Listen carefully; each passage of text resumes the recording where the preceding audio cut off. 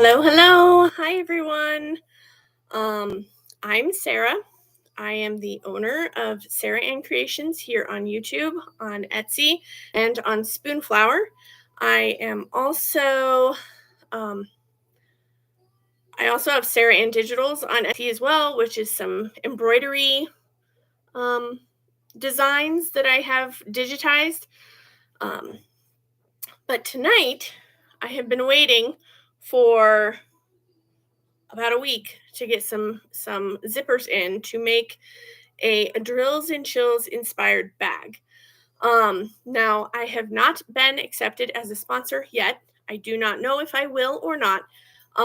So I'm putting it as inspired for it, just in case.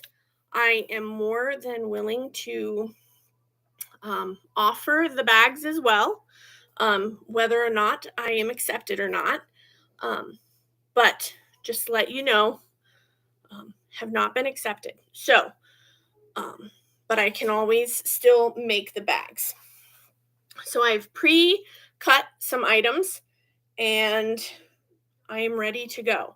So if you want to hang out with me, I'm not sure how long it's going to take. We're going to try and get this done because I know it's late for some of you. I know that Brandy was busy doing her schooling, so I was like, oh, this would be a perfect chance because I will not have any other time this week to do one of these bags. So let's go ahead and get started. Hi, Lee. Hi, Melanie. How are you? Thank you, Lee, for opening us up. I'm not going to read it because everyone else reads it and they probably know. But I appreciate you opening it up for all of us. So I'm gonna go ahead and get started. I have my stabilizer hooped, and all I have to do is start start stitching. Guys, it's been a long week and a long weekend. So we're gonna try and get this done. Sorry if you can hear a movie upstairs. The kiddos are watching a movie, so whoa. They'll be going to bed soon, hopefully. And they won't be bothering. Oh man, guys, I keep dropping these and breaking them. Okay. So first off, I'm going to get this stitching. Hold on. This is too far over.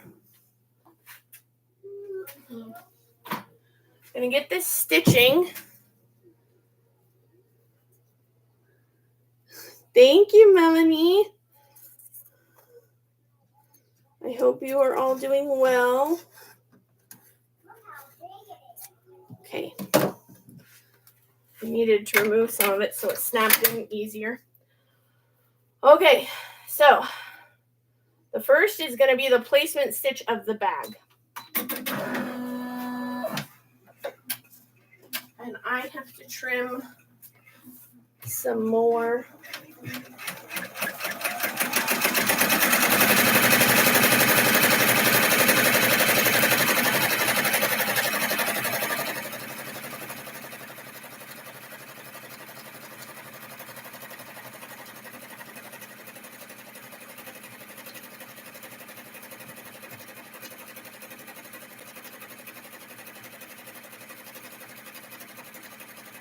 I have to peek in here for a second, guys, so I know what size I need to make something. So it's 4 inches tall.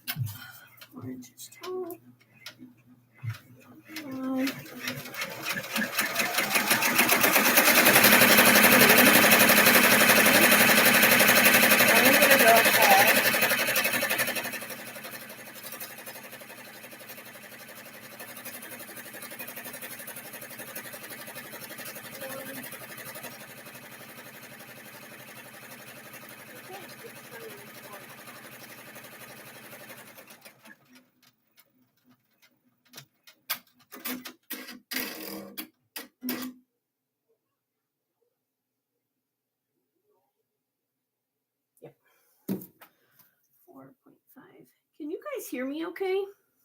I forgot that I still have my headphones on. Hello, Robin. Welcome. I don't think you've ever been here before. Have you? Sorry, I'm over here for a second. I'll be back.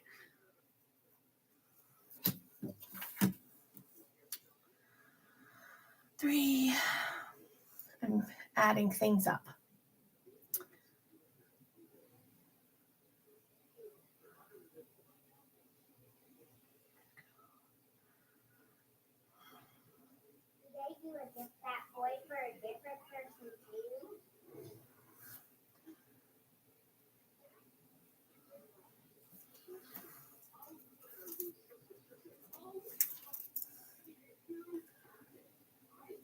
Okay, good. I wanted to just make sure you can hear me. Because I was like, I don't know if this thing's working or not. As for the glow. And let me look for the house. So it's already stitched the placement. I'm trying to find my cursor. There we go. I was like, I can't see it. Okay. So the house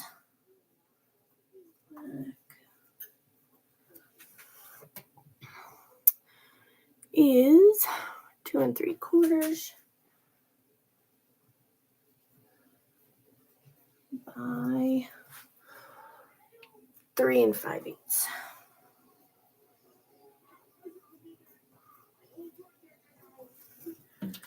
So 2 3/4. Do 3.5. 0.5 by 3 5/8. That's that. And go 1.5.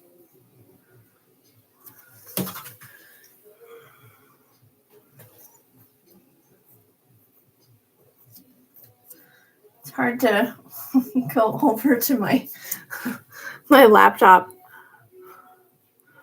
I don't want you guys to have to see my face right in the camera.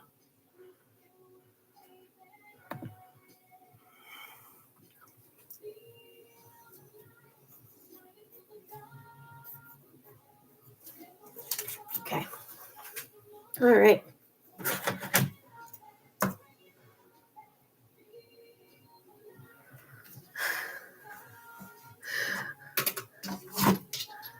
Did I sing that song?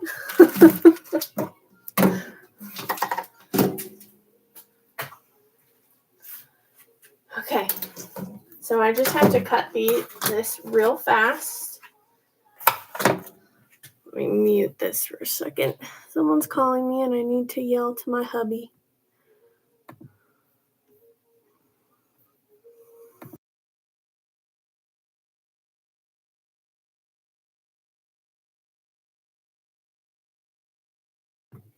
Okay, I'm back. I had to mute for a second and yell to the husband that someone was calling and he needed to call them back. All right. I normally have this stuff all prepped and ready to go. Some of it I do, some of it I don't. Because, well, that one's ready. Yay, I don't have to do that.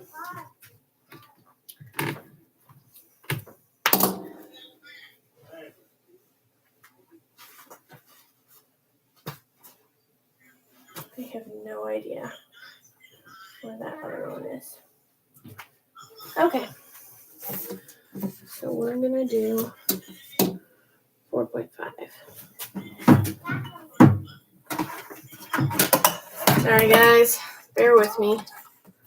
This was like a spur of the moment. My zippers got here, and I was like, okay, I need to do a live.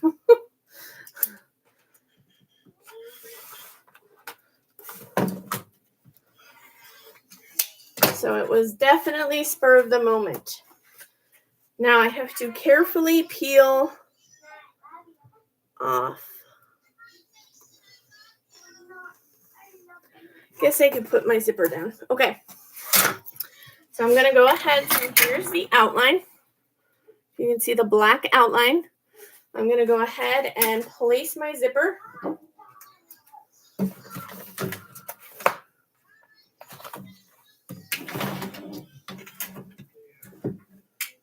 Place the zipper. Get my tape.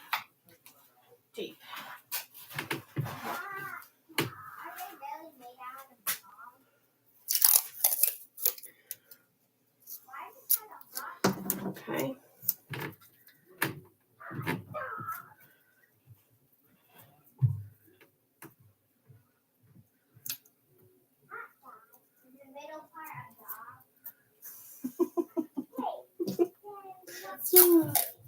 The conversation they're having upstairs is hilarious.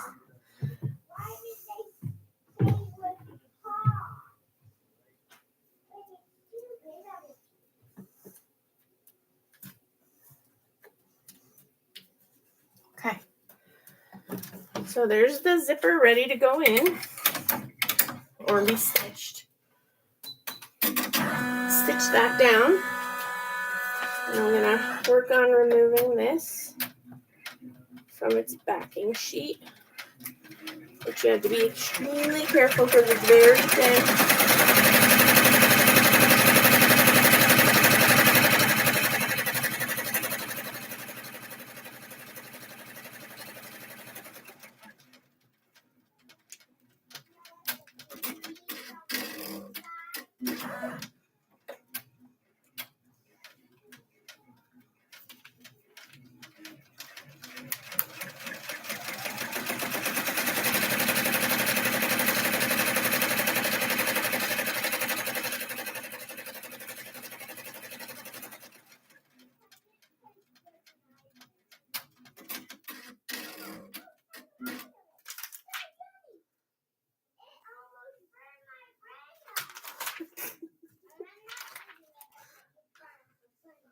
I don't know if you can hear the conversation that's being had upstairs, but it's pretty funny.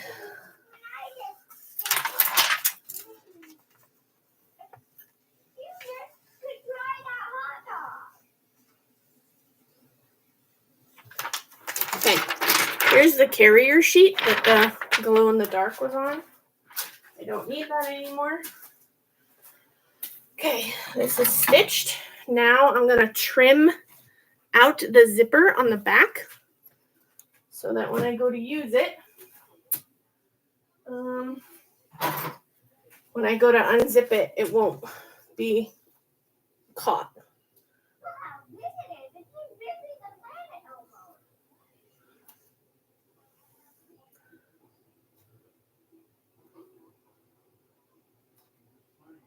Shoot.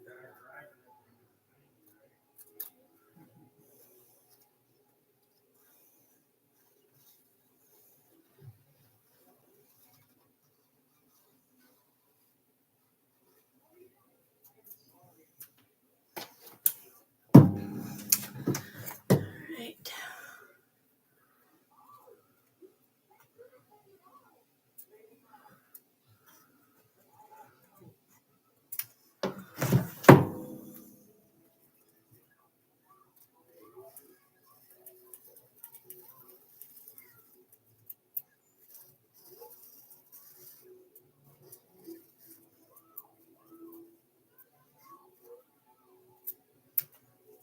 Alright, so that's removed. So now you know what I mean. It's removed here.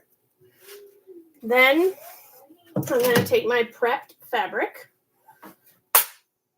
There goes another ruler. I'm going to need new rulers. Okay.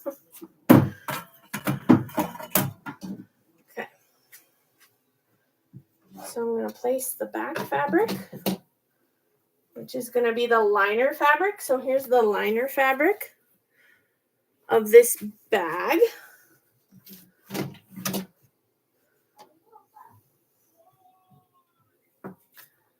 And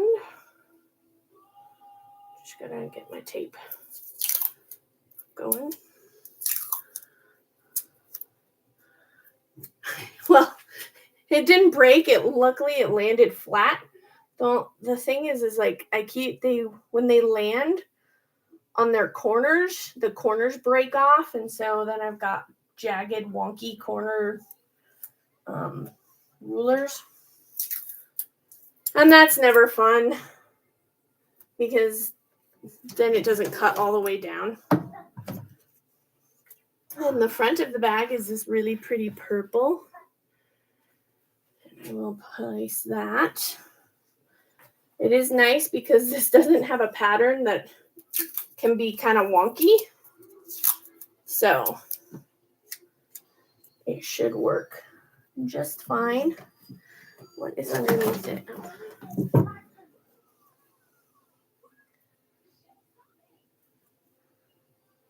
Okay. Just place this down.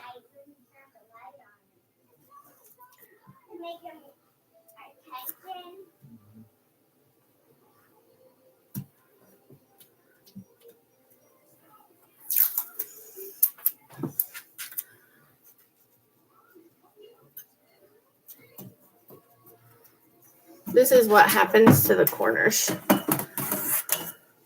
See that corner? It like chips out and breaks. So, and they get a little wonky. Okay, so that's ready. That's ready. Put this in, and it's going to stitch it down. I use my knitting needle.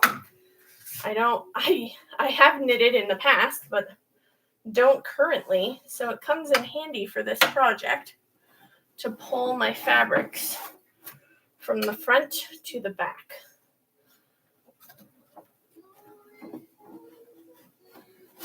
There we go. And then I just give them a little tug, especially the bottom one, because I don't want it jammed up underneath here. And then I go ahead and stitch it.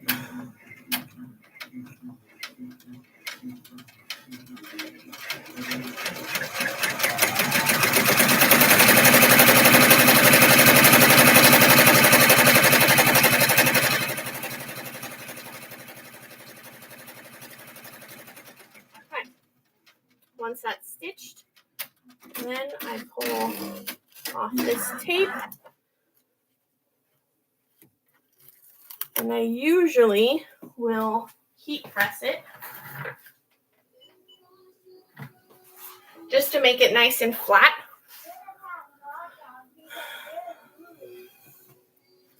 We must have some workers and lurkers tonight.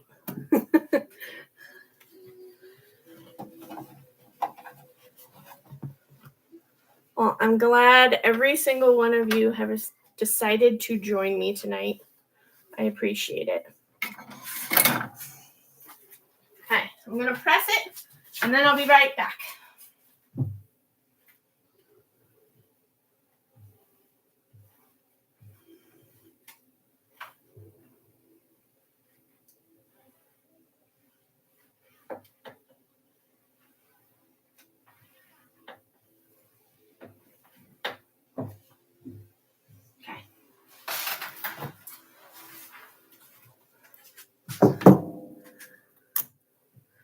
Hi, Rich. I hope you are doing well. I read that you have some bad storms coming your way. I hope they're not too bad. Okay. Right, now it's ready to be stitched down to the stabilizer.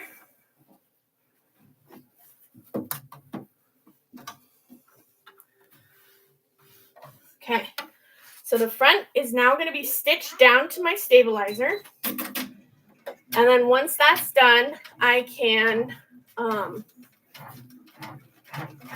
work on the main event on the bag.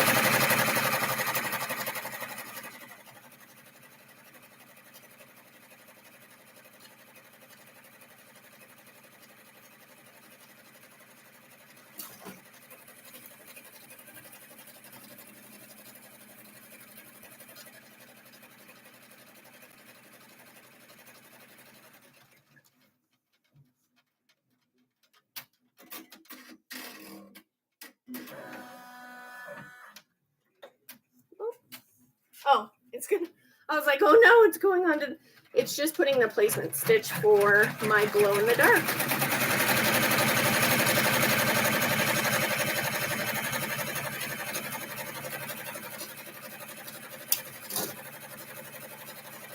One thing I did learn the last time I did a practice is I need to tape down this glow in the dark so that it doesn't shift.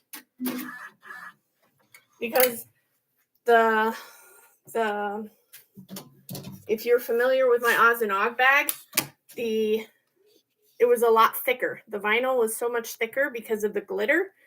Now, this is very thin, so it tends to shift more. So I'm going to go ahead and tape that down so that it's not shifting while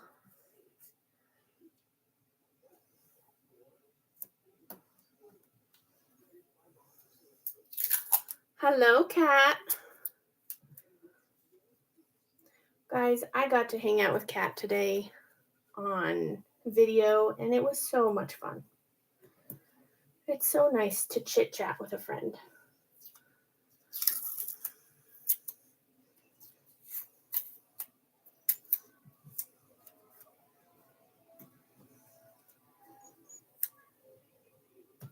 Hopefully I didn't talk her ear off. All right. So now I have it taped down. I went above and beyond and used 4 pieces of tape just to make sure it doesn't screw up. So I'm going to go ahead and stitch that on.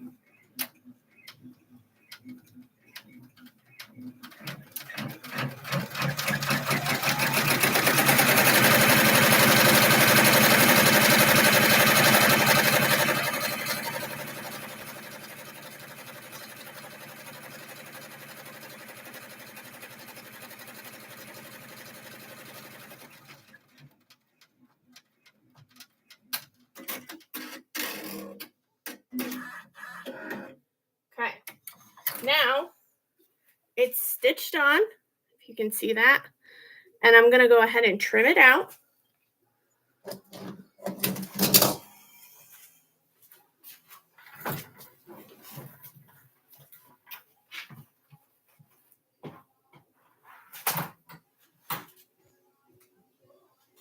Remove my tape. And I don't need those. Like my whole row of tape. Why do I keep getting more tape? I don't know. Okay.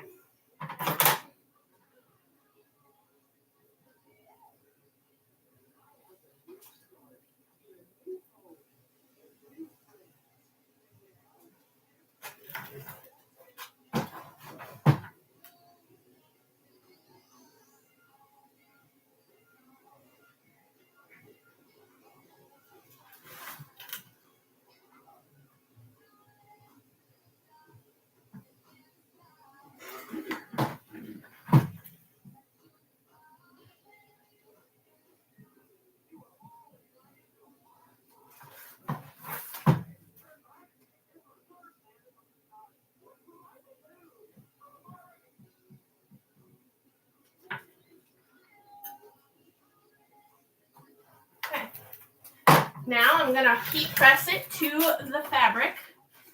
Now remind me not to heat press my black one quite yet, because the black one needs to be stitched first.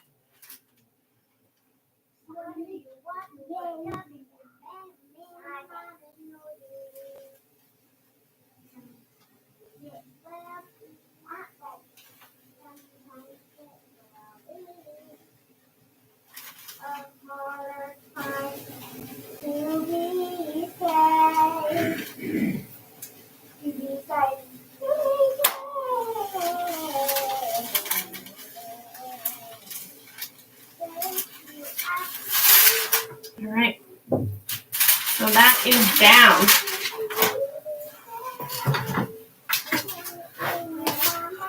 So now that is down and ready to go. You hear him sing.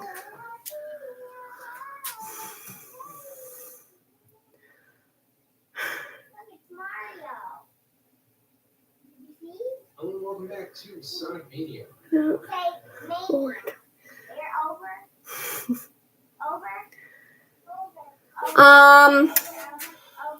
So when I was doing the Oz and Og bags, I was able to get about 6 done. I could do more, but like 6 was me being down here the majority of the day. So if I had a faster machine, I could probably do more. If I had like a bunch of different things play into it. So also, Brandy. Are you the Brandy who asked about a smaller size bag? Because if you are, I wanted to let you know that I looked at my pattern and the next bag is a little bit smaller than this even. So it's about 6 something by, it's about a half an inch smaller around than this one. I was like, oh, I thought it would be the same size as this, but apparently my pattern is not like that.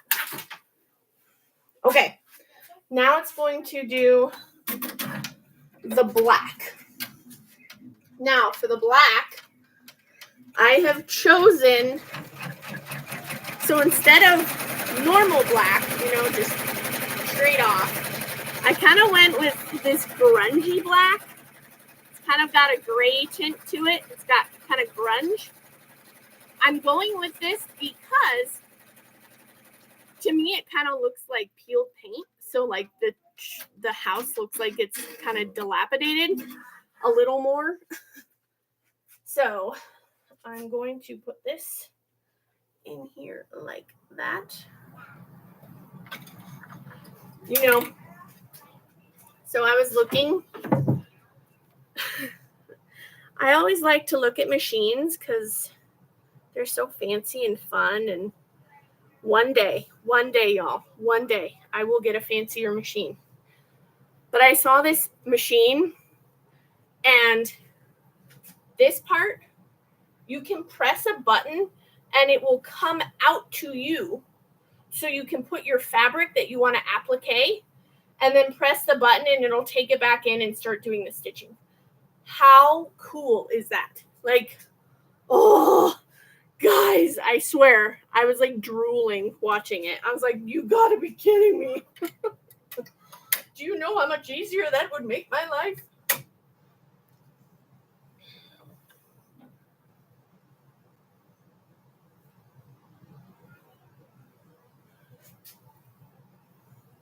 Okay, now I'm going to stitch this down.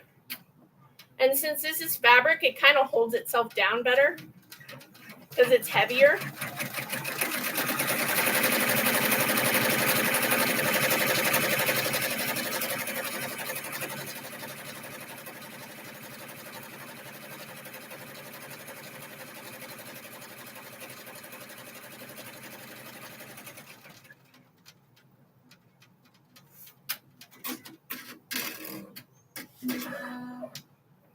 Okay, and it's going to stitch the windows because the windows I need to cut out of this before I, before I trim it and before I heat press it, because last time I heat pressed it and realized, oh, well, the windows are sealed up. So there was no light coming through.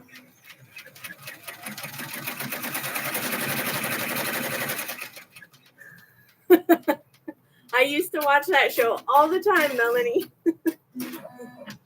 And it's funny because my father was a mechanic. And so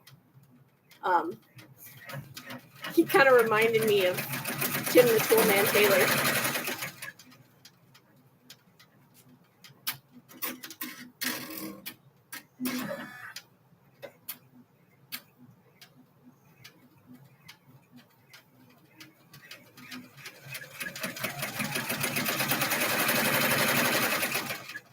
What happened to good shows like that? Like they're gone. Like, oh, thank you, Robin. Hopefully you can see kind of what I'm doing. Okay, so if you can see, you can kind of faintly see the outline. So the outline of the house, and then there's the door, the circle window at the top, the arch window in the middle, and then a rectangle or square window over here.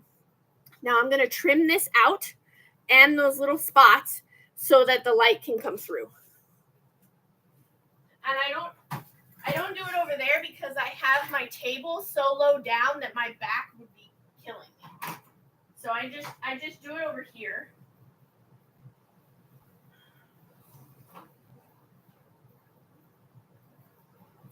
And I just have to be careful so I don't nick the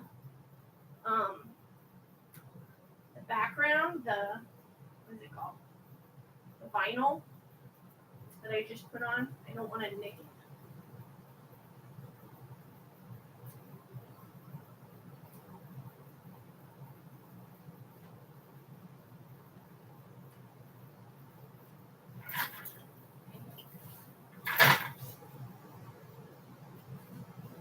Sorry.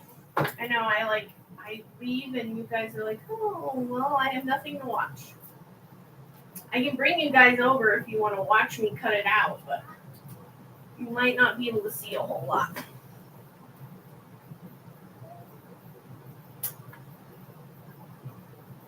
Just saying.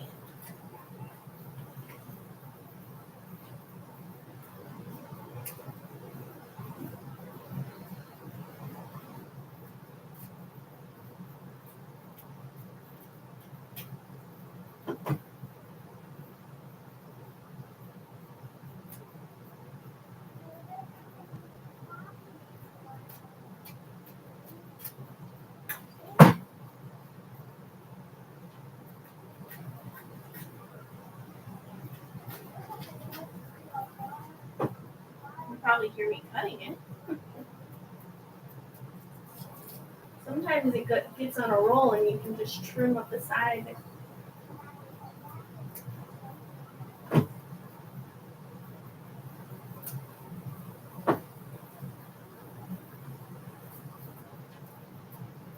Now I'm not exactly sure how long this one would take to, like how many I could get done of this because I haven't done a bunch of them in a row.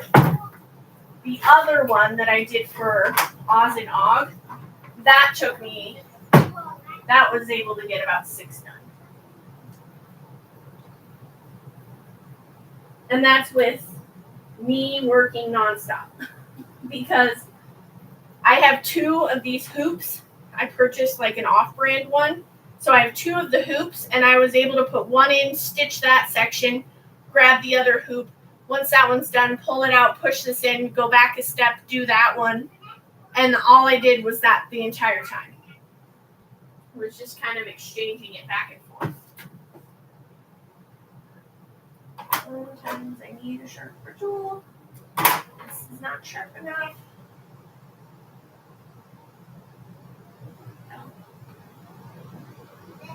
Like I said, I don't want to ruin the background. Then it will be useless.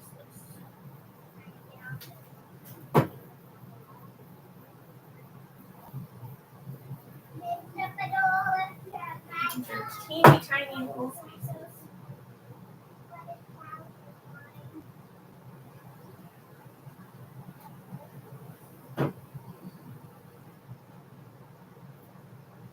Guys, I did send off Tima's shirts today. That's exciting. I hope she loves them. Here's my seam ripper to get in there.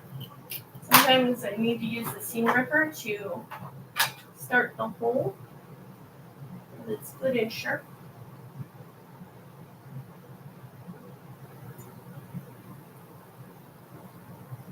And it doesn't want to do it tonight.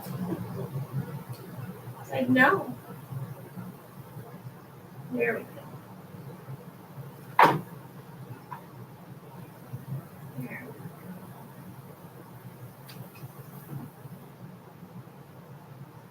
Alright, guys. Did you want to come over and see me cutting it or no?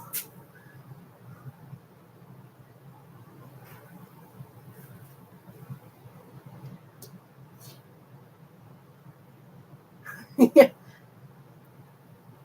Yeah, I'll show you a picture of the one that I've been like eyeballing. This is a 6 needle, and yes, it is fancy for what it is.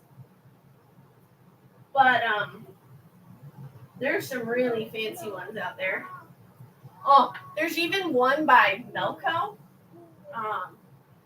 And there's like this added thing that you can put above it. And I forgot what it's called. It's like some coloring system. So you can just put white embroidery thread in it, and it runs through the system in this big old thing, and it comes out whatever color you've asked it to be. So it colors the thread as you're stitching it. Like, that's insane. I mean, that's something that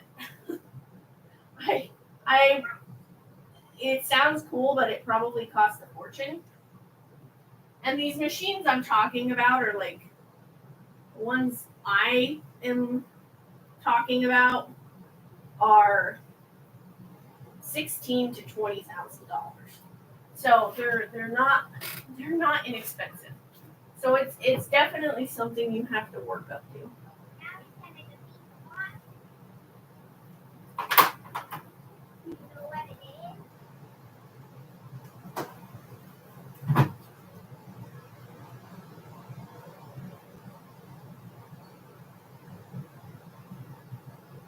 I'm very thankful that I have the machine I have, because I originally just had a home machine, like a flatbed embroidery machine. And you can do quite a bit with it. You could make these bags on it, that's fine. You just have to get ones that can allow you the hoop size to do that. A lot of the more inexpensive flatbed machines are only go up to like a 4x4 or a 5x7 hoop.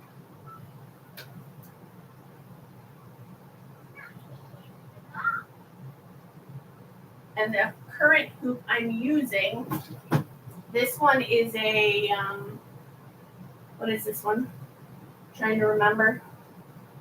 This one is a 8x12, I think? Something like that. And one of those fancier machines I was talking about, I think it was saying that it can go up to like 15x16.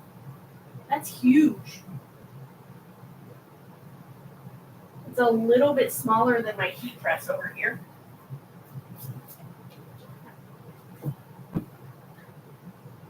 I just have one more window to trim out. The only thing that I think is going to be hard is trimming out all these little pieces. So there is a way for me to save a file and have this house cut out using my silhouette machine. This is a silhouette machine over here. There's a possibility of me being able to do that to pre-cut the haunted house. I have not tried that out, but that's a possibility. I don't know how well it would line up, but if it could save a little bit of time where all I had to do was place this and then, yeah, that might be a good idea. We'll see. So that it takes off a little bit of load for me having to get into these teeny tiny tight spaces. I just don't know how the lining up would go. Okay, now that's done, and I'm gonna just put a lint roller over it. And I'm going to press this down to the fabric because it's all ready. Okay, put this over it.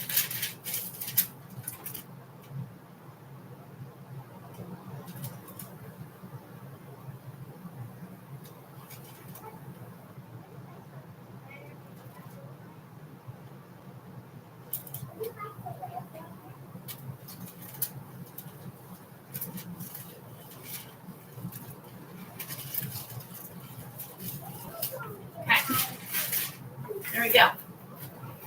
So the house is put down. So there's the house. Now, all I have to do is some stitching. And then it'll be ready to put the rest of the bag together. Okay. So I'm going to start this off. And it's going to work on the windows first. I'll show you a picture of that machine.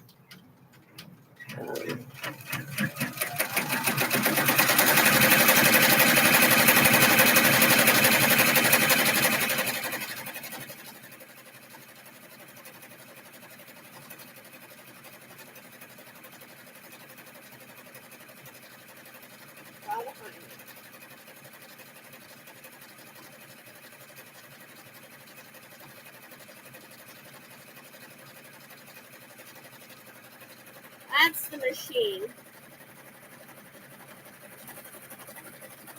Isn't that cool? So my machine back here has 6 needles, so it can have 6 colors. This machine has 16 needles. It also has a much bigger screen. Mine is very tiny because it's an older model. It also, another cool feature of this is Melco's technology where it does the tensioning itself. Up here you have tensioning discs and dials. You have to adjust the tension. Versus that one adjusts as it's sewing your item.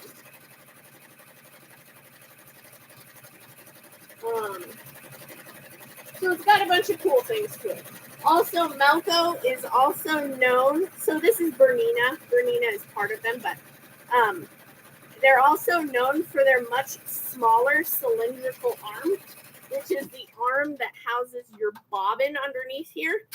And it's much smaller, so it can fit into smaller spaces for stitching on like hats and stockings and different things like that. It'll fit better.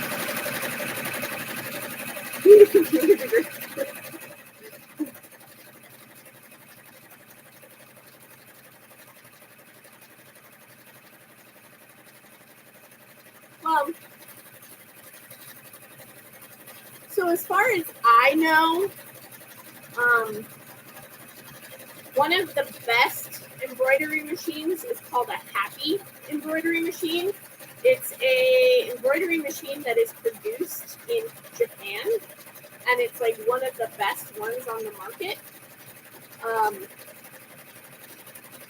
I've heard a bunch of people say no to Melco, but as far as I know, Melco is used by fairly large brands like Nike and Disney and different things like that. So I guess there's good and bad to every machine. I've also heard Ricoma is not the greatest to have either. The only reason why I would stick with a Brother is because Brother is more likely to come out and fix my machine. Or there's more people to fix a Brother machine.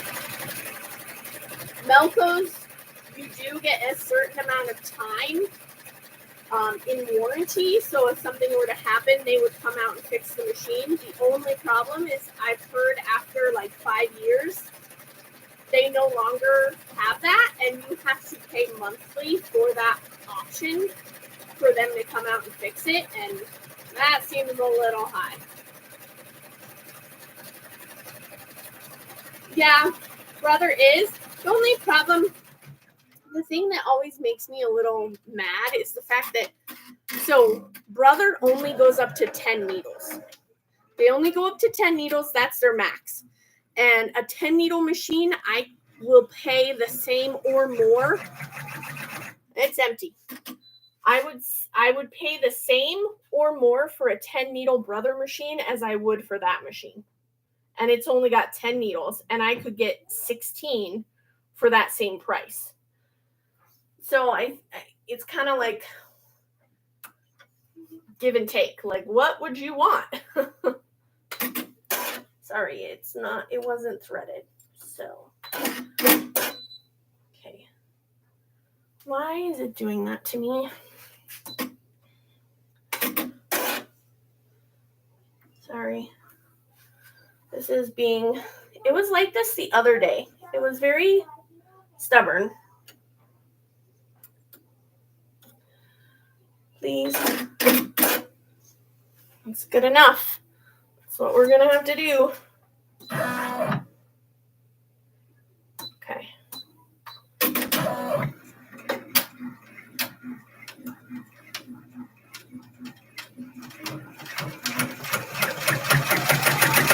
Okay, now it's doing the glow in the dark thread.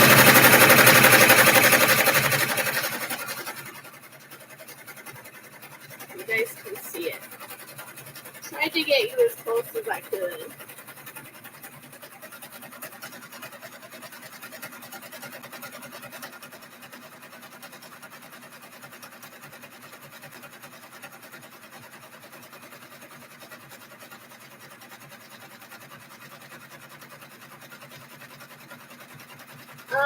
I don't think they do.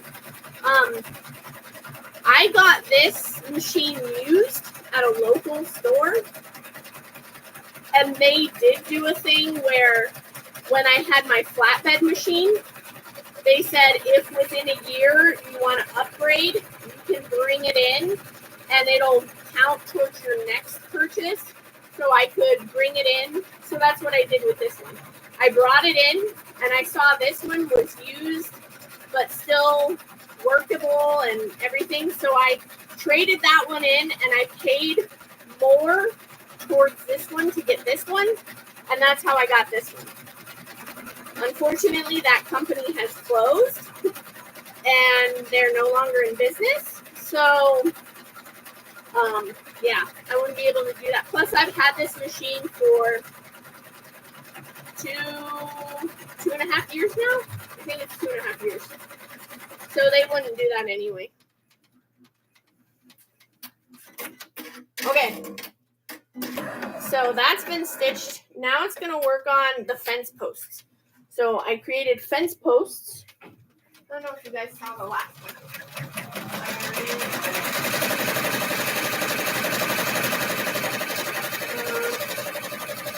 Looking for my bag.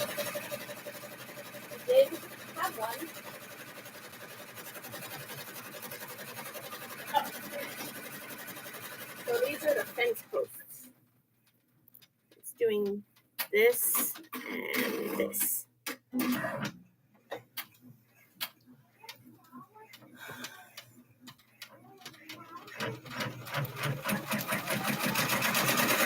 Well, and then that's the other thing, Brandy, is I would like to keep this machine because if one of them went down, my business wouldn't be down, if that makes sense.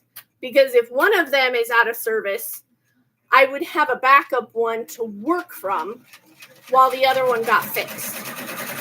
Plus, it would also give me the opportunity to get more done. So I could get this one done and have another one going. So, yeah, there's a lot of things to think about, and I'm far from getting one of these because I'm more of the pay for everything outright kind of person.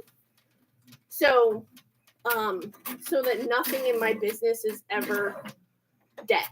I don't want anything in my business to ever be debt. I want to be able to pay for everything in my business so that I'm not ever stuck in a hard place. Because as we know, the worst possible things happen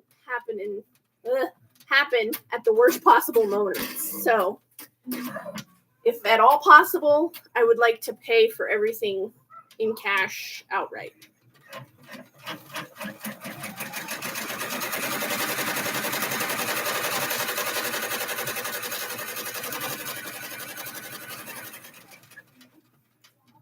Well, because it depends on how long it would take them to get out to fix it. So to have this one just maintenance, so you should be getting maintenance on your machines at least every year.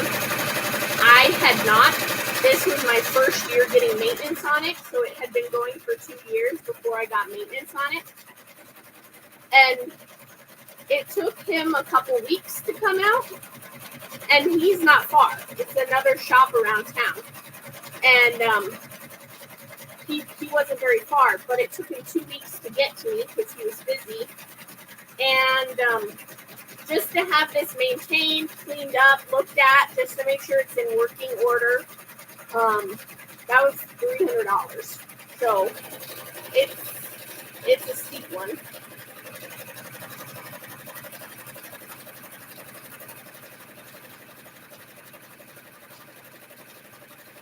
Now it's making the little fence on top of the house. I thought the little fence was cute because it kind of reminded me the movie. I mean, all kind of spooky houses kind of have that. It kind of reminded me of the movie Practical Magic, where they like jumped from there. Also, so the inside of this bag is this fabric. You can see. So it kind of has the purple and the stripe is kind of a Beetlejuice vibe. And then the house kind of, if you squint maybe, kind of reminded me of the Beetlejuice house. So it kind of goes together, sort of. If you guys can squint and see it too.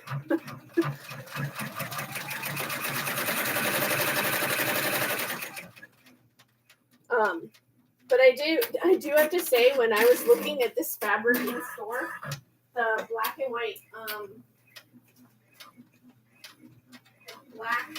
stripes, it does something funky to your eyes. I don't think you can tell it on the camera, but like, yeah, I don't think you're gonna be able to tell it on the camera, but like in person, they're so close together that it kind of makes you a little woozy. I was like, man, I hope it doesn't make anyone sick. But luckily it's on the inside of the bag and not the outside of the bag. Yes, I love Beetlejuice. And did you know there's a new Beetlejuice coming out? I really want to see it. It's coming out, I think on the 6th. Because the other day I thought it was already out, and I went to look it up to see if my husband and I could go to it. But it wasn't out yet. They're just showing. They're just showing it. So I'm like, oh, I want to go see it. Okay, now it's working on the chimney.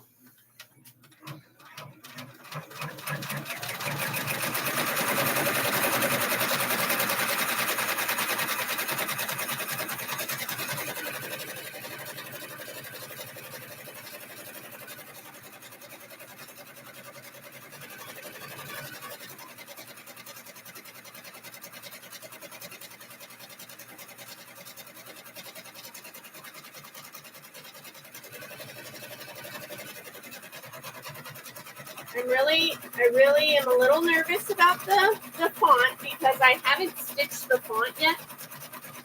I've only done my house. I've done some test stitches, and then I did this test bag.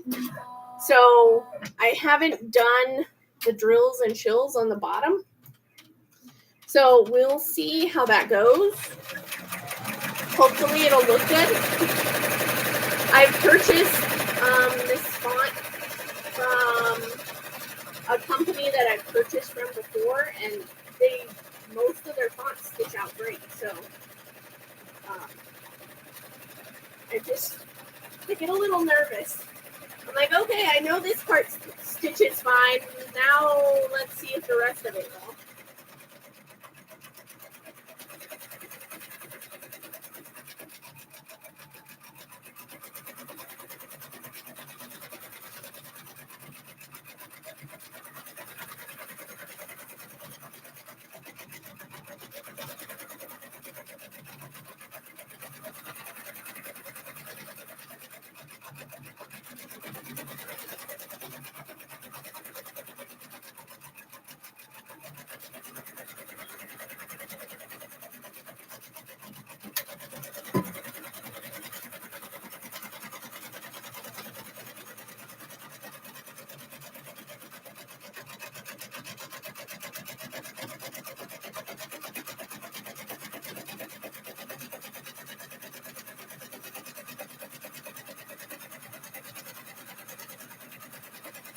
guys want to see a bag that I made today for Kat in particular?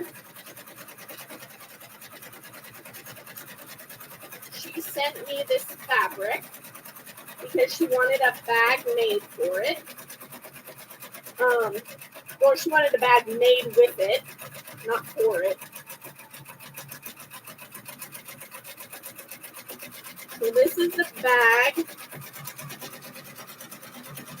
So she sent me the sunflower. She sent me the sunflower fabric. And I went to the store and found a matching fabric, this green polka dot fabric that matches it. I think it came out pretty good.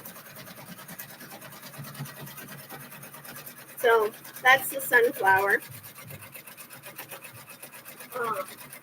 And then I also showed her the sunflower fabric that I picked up from a quilting shop. This is the sunflower that I got from a quilting shop. And then that was the one I thought would look good with it. But quilting shop fabrics, yes, they are amazing quality. I agree. I cannot bash them for the amazing quality because you're getting a great quality fabric. The only problem is it's very expensive.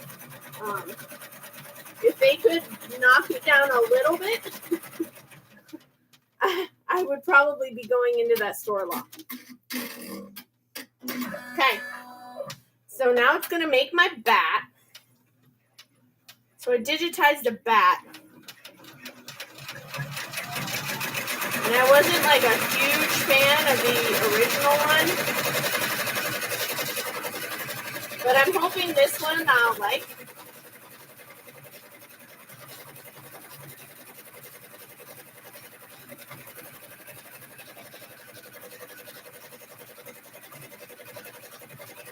I'll show you. I don't know. It's really hard to digitize something so small. So, what do you guys think? This, I don't love it. I don't love it, but, I don't know, guys. But I wanted something up there. Like, I wanted a bat up there. But, I don't know. And I don't want people to be like, wow, that's really crappy. I don't know. Well, in person, you can see the spottiness. Like, you can kind of see the glow coming through it.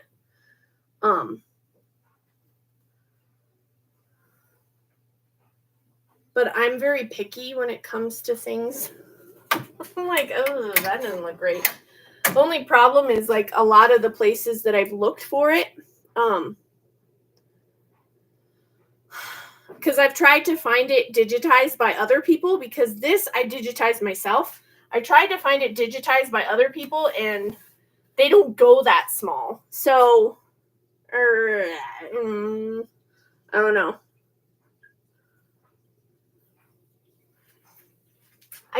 I hate sending something out thinking, ooh, people aren't going to like it when they get it. And then they're going to get back to me and be like, can you change this? And I'm like, I can't change it because I can't make it any better. Okay. So there we go. Now it's going to do drills and chills along the bottom. So we'll see how that goes. And I'm watching it like a hawk because I haven't seen it done.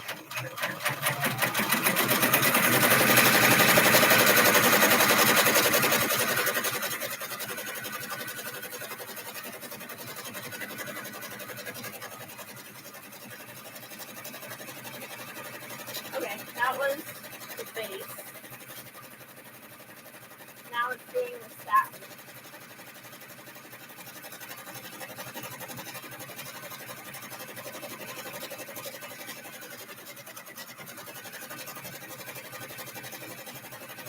Hi, Shay. I saw you come in, and then I was in the middle of talking, so I didn't want to I didn't want to forget what I was saying. Doesn't look too bad.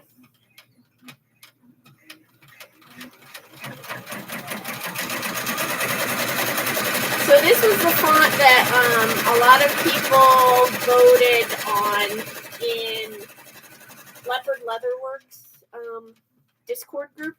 I put it and said, hey, there's this font and there's this font. Which one would you prefer? So this is the one everyone said, well, most people said they liked this one.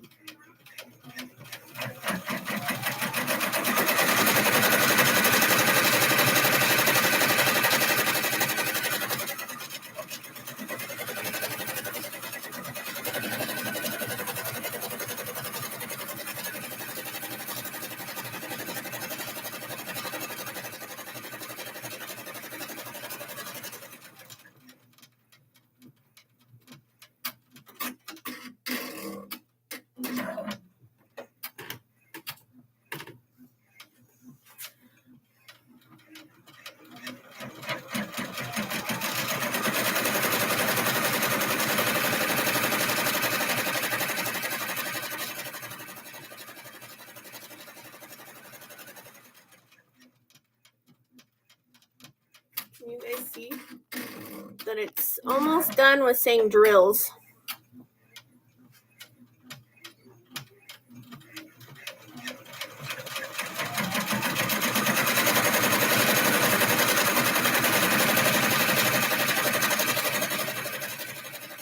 You were thinking of adding a few cover minders to what?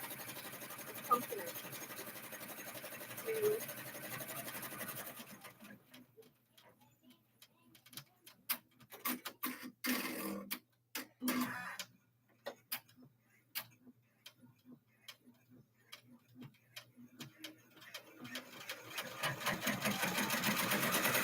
Did it freeze?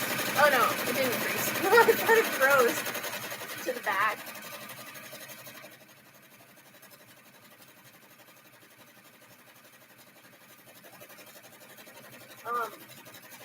Also, you were saying that you wanted a smaller bag, and the thing I tried to put this design so the house will take up the majority of the bag. I'm not sure if I can make it smaller or not. That's the only problem. Because once you start making things smaller, it gets more and more compact, and your satin stitches aren't as thick, and then they don't stitch as well. As you can tell by the bat is not a satin stitch; it's a fill stitch. So it I don't know a whole lot about fill stitches, but I do know satin stitches. If it gets too small, it doesn't stitch as well.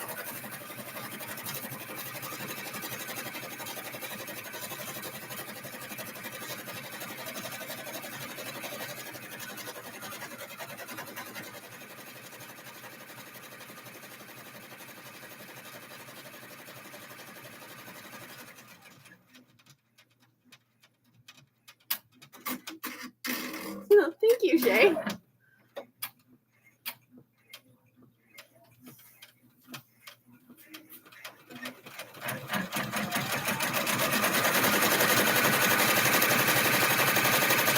If you guys can tell, I don't take compliments very well. I'm like, thank you.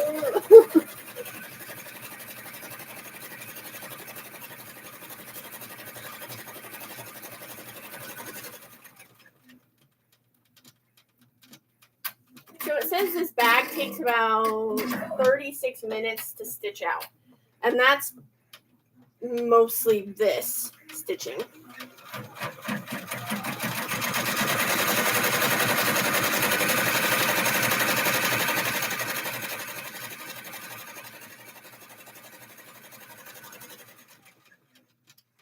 The small bag would be the Oz one. The Oz one? The Oz one is this size. The Oz one is gonna be is the size of this one. Oh, I do have one.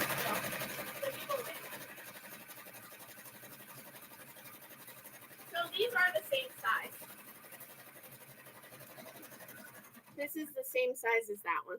I have giveaways so I don't forget and I don't sell it to anyone.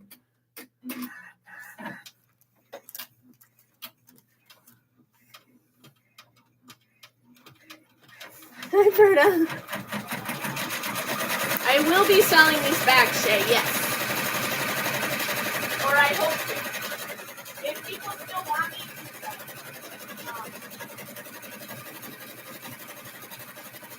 I just had a really good idea. Do you know what the idea of this is? Shay? Do you know what this does? I don't know if you know what this does.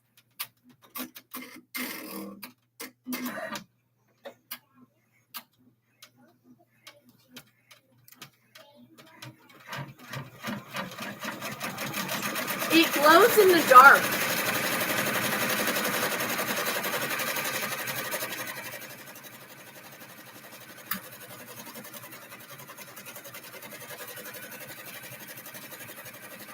I still say your name and glow in the only problem, Lee, is that this glow in the dark thread is very expensive.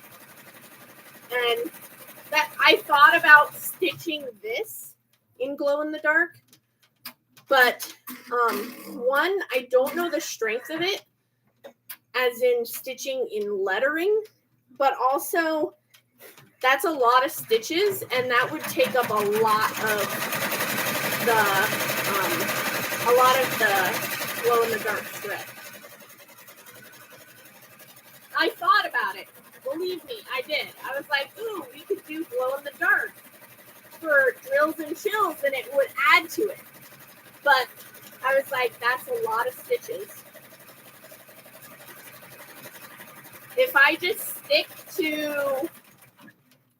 stick to the moon being in glow in the dark thread, that one spool I could technically make about 100 bags with that one spool. If you have another one of those spools, here's. See, look how small it is. Like, there's hardly anything. I think there's 700 yards on here. That's just 700 yards. As these are my normal size ones. This has 5,500 yards on it, and this has 700 yards on it. And then this is my even bigger one. And this is like the only size you can get it in. Well, you could get a cheaper brand, but this is a better brand. Okay. So, if you guys see, it looks pretty good. Ooh. I do like the stitching. It's stitched out nice. What do you think? I think that looks so cool. Okay. Now we got to finish up the bag. And then we can see the crazy coolness. All right. All right.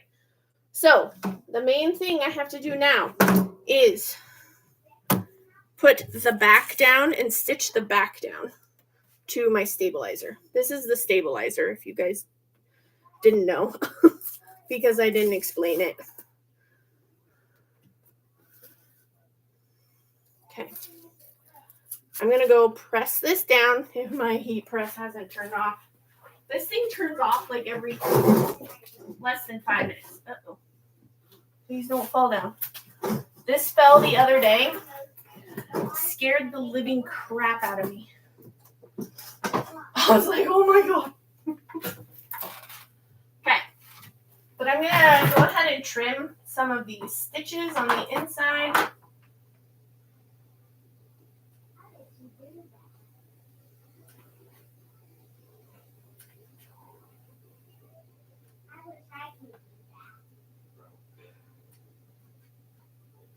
Because I just don't I mean, technically you don't have to do it like I tell you guys every time, but I like to just know that it's fairly neat under there, and if you saw through the fabric some, you're not like, wow, that's messy and gross.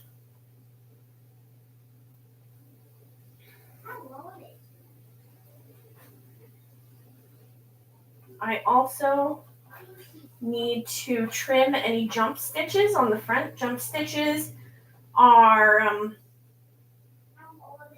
where it goes from one section to another section.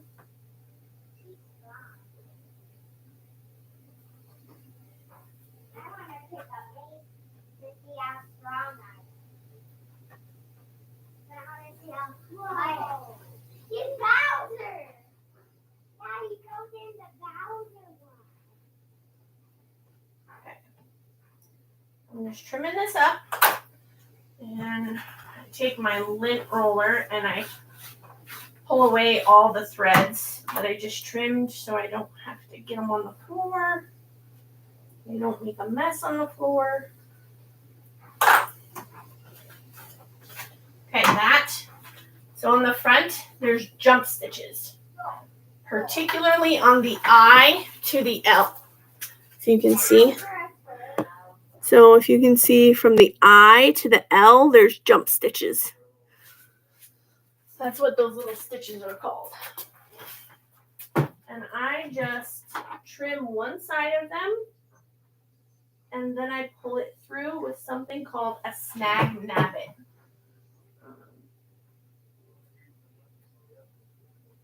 It's almost like, it's like a needle, but it's got a rough end. It's like a spirally rough end, and it grabs the thread as you pull it through. So it cleans up your design without really snipping your threads too close.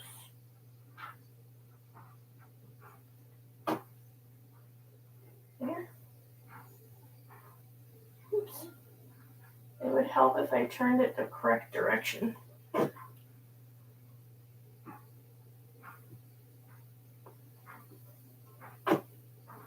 Okay.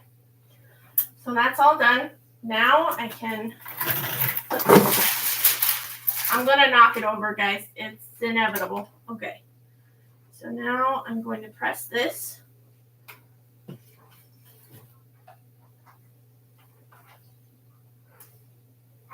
I just like to press it so that it stays flatter when I go to stitch it down. And I'll use a little bit of tape and just hold it down. That and this. And then sometimes I also do the corners because the corners can get snagged. Okay. So now it's nice and flat, and it's ready to go back in.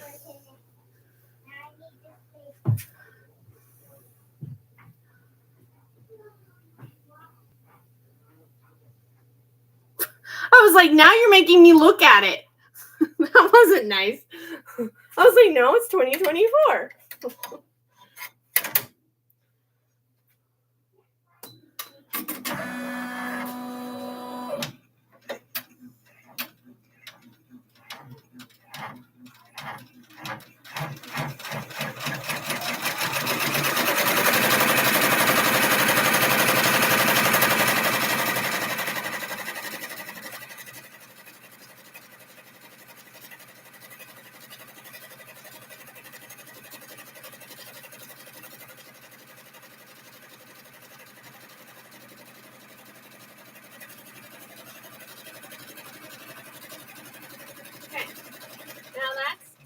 Down. All we have left is to put the front of the bag on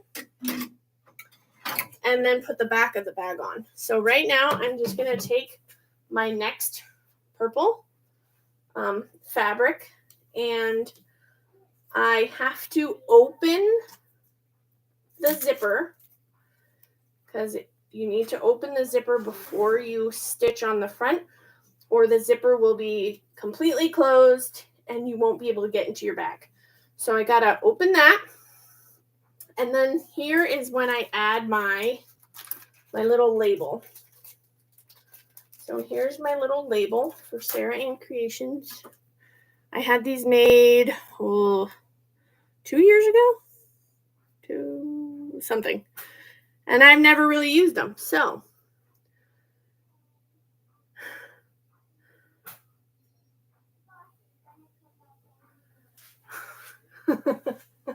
I was like, wait, hold on. I know it can't be that. Well, I homeschool, so I'm like, have I been writing 2025 all year? No, I've been writing 2024. Okay. And there is a specific spot I like to place my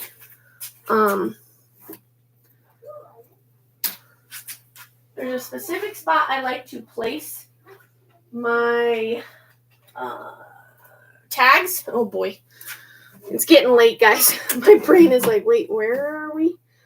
I put it in the same spot on every single bag, except on my see-through bags. The see-through bags, I put them in a slightly different location, just so there's not so much bulk for it to go through. Okay. Then I just place my thing down. Don't move.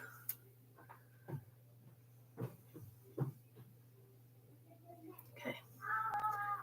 And that's one of the reasons why I'm doing this tonight, guys, because I have homeschool all week. And by the end of the day, my brain is toast. Okay. So you can see I have the zipper open and I have my tag placed where I always put it.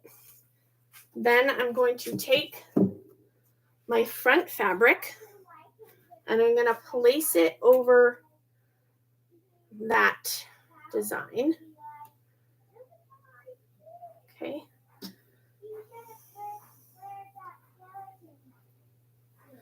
And I'll use some of my already done tape over here.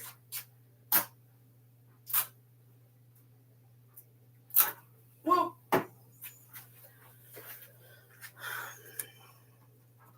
So I'm gonna put this down. You don't really have to tape it too much, but I do it just in case because I don't want anything to screw up because I've already done all the hard work. All right.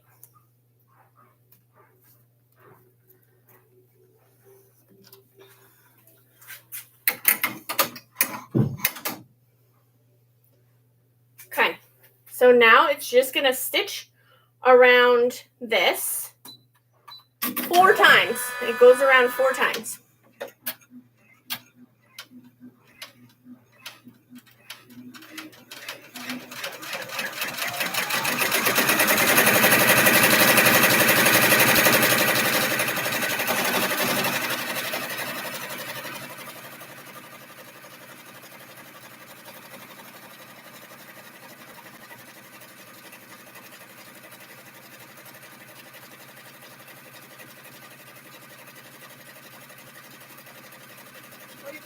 I'm still in school. I'm not in school. My kids are in school. I homeschool.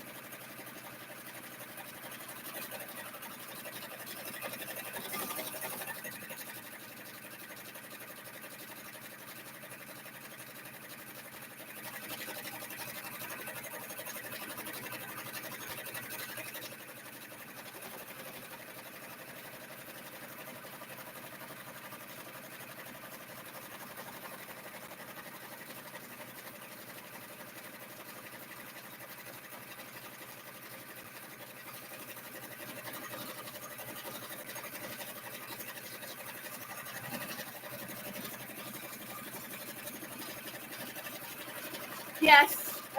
I guess that's true.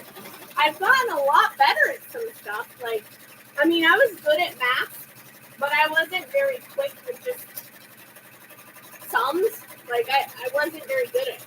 Like, I could work a calculator, but, like, doing it in my head, I wasn't very good. But,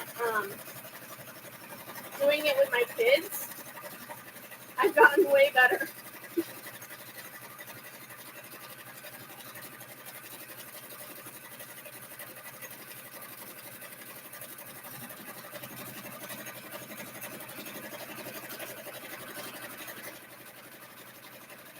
Okay, I think it's got to go around one more time. And then I can put on the back.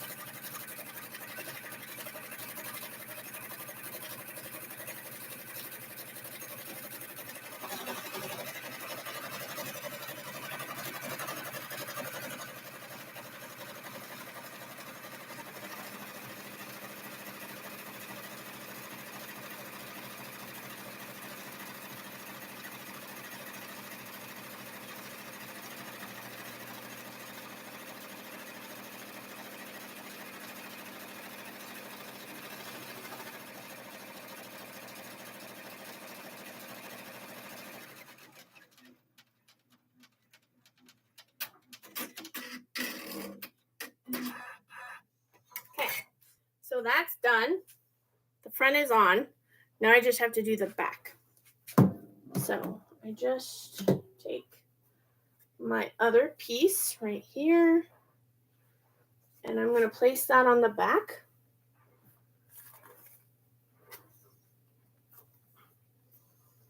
I try to kind of line it up as best I can because I think it's kind of cool if the stripes are lined up.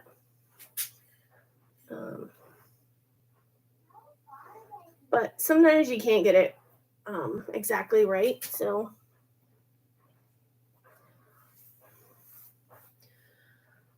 I mean, and it's on the inside of the bag, so it's not something that is glaring at you like, oh, it's not completely lined up. What does an uppercase and look like? What does an uppercase and look like,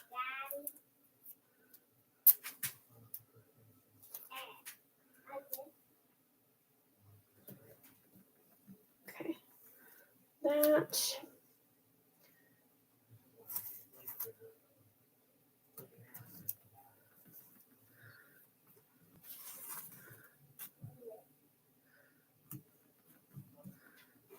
Okay, now that's ready to go. So it's all taped down and ready to go in.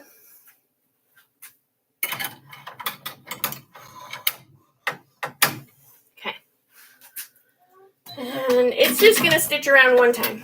So it'll come, stitch around here, stop, go back, and stitch around over here, stop. It's got to leave an opening for me to turn it inside out.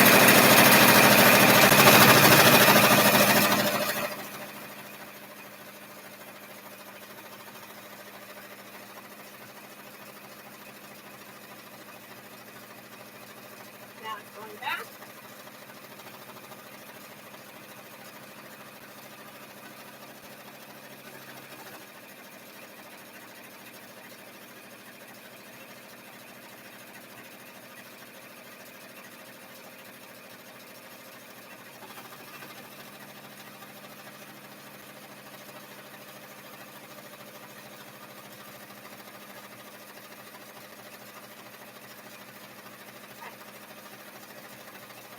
That will do it for that.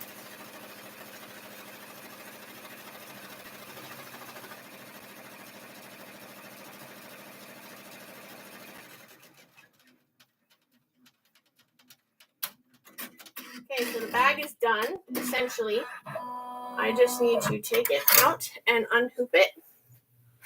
Let me find my... Aha, here we go. Take this out, unhoop this.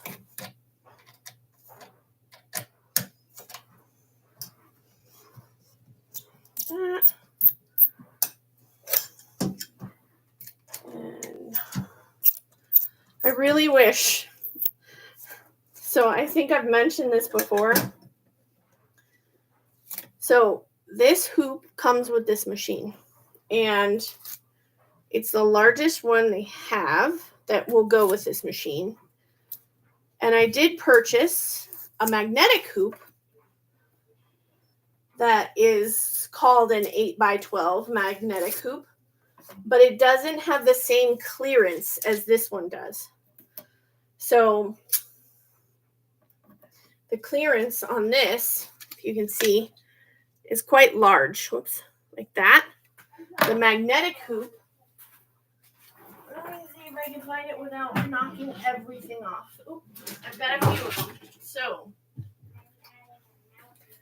this is the magnetic hoop. It would go a lot quicker if I could fit that bag in here. But as you can see, this fits inside of this hoop. So it doesn't have the same clearance around all the edges as this hoop does. So if I were to try to make this bag, here's the bag, it wouldn't be able to do it. I would break my needle because it would hit the edge and it would snap. And then you have a broken machine. And I don't want a broken machine. So it would be nice if this could go up just one smidge more, but it will not. Okay, now I'm just removing all the tape. And I will move you guys. There's so much tape here. How old was Lucy in the fire accident at her house from the very beginning? Okay. Now I'm going to move you guys so that you can hang out with me while I get the rest of the bag done.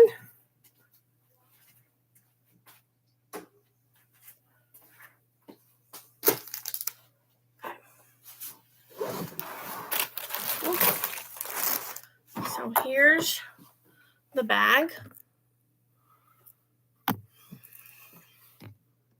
Sorry, I'm almost closing my laptop. Okay, so here's the bag, and all I got to do is trim around. So here's the gap.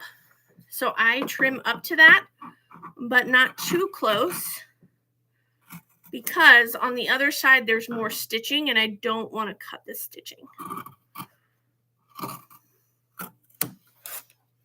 So I'm going to trim up to this. So I turn it over just to make sure I'm not going to trim it. Okay. Then I would try and cut it with my rotary cutter so that I don't have to do it by hand, but I think my rotary cutter's pretty dull right now. So I'm just going to trim it around.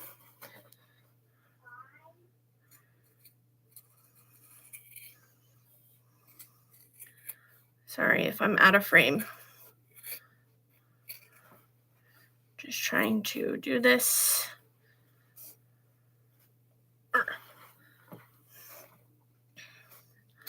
Gonna cut through all these layers. Sometimes it gets really thick.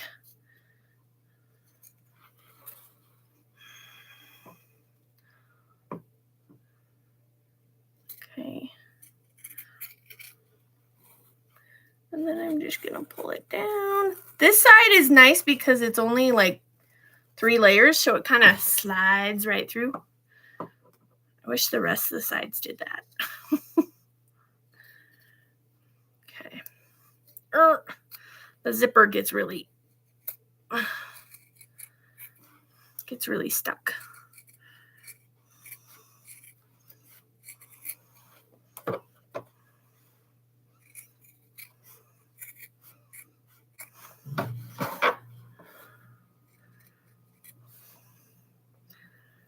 Next time I would probably try to do it with my rotary cutter, because if my rotary cutter could cut down on the amount of time it takes me to do one of my steps, that would be helpful. I kind of tuck this out of the way because I've snipped it before. Okay, so there's all the excess. and that goes in the trash.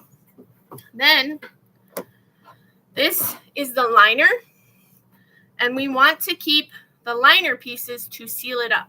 So I fold that in, fold this down, and I hold it and I trim off the backing part, keeping it straight so it doesn't trim any of the threads. There we go. See? Okay. Now I like to trim this down a little because I don't need that much extra. So I just trim this down.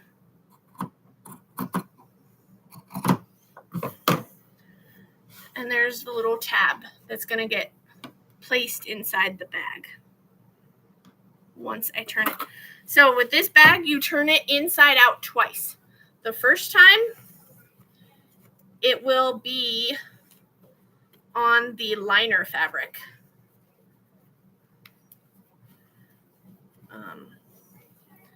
The first time, it will be this liner fabric. How did I get? Oh, it's purple from the other fabric. I was like, where did the purple thread come from? It came from the purple fabric. Okay. Pull that through. You gotta be a little gentle when it comes to turn it in inside out because you don't want to tear your stitching. So then I take this bone folder. This bone folder I purchased when I used to make cards, and this is actually made out of Teflon, so it's non-stick, which actually comes in pretty handy. So I go in here and I try to first use my finger to poke out the corners. Then I take this because it's got a nice rounded edge and I tuck it in and I just poke out my corners so it's nice and rounded. So it's nice and pretty. So I do that to all my corners. This one's got a zipper on it, so I gotta kind of maneuver it. And poke it out.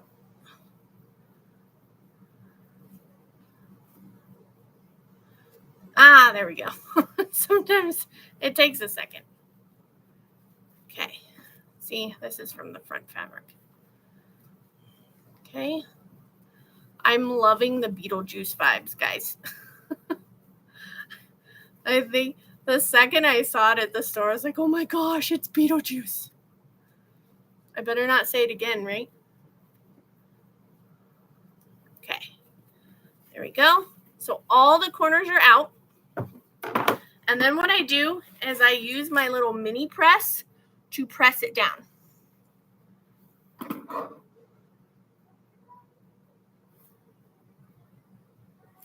Ouch. See, the tape stuck to me. I gotta get my iPad so I can actually read what you guys are saying.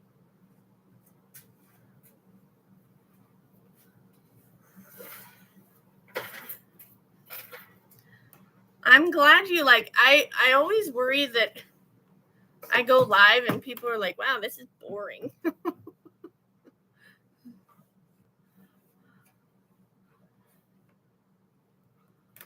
The whole time I cut. Yeah, I've messed up before.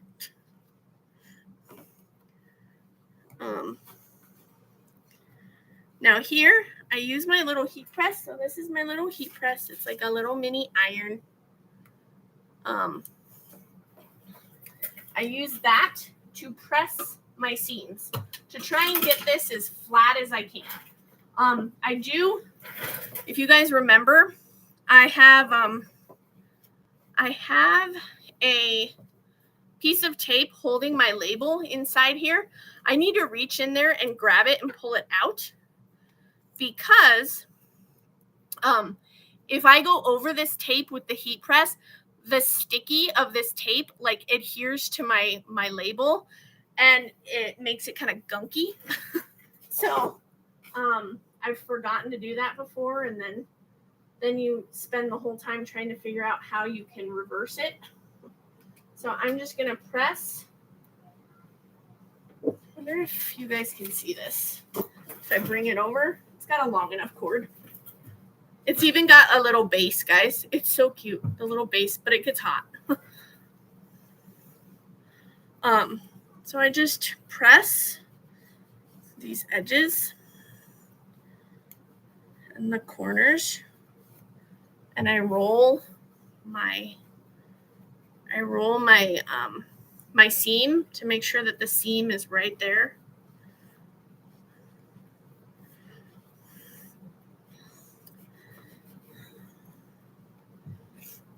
And then it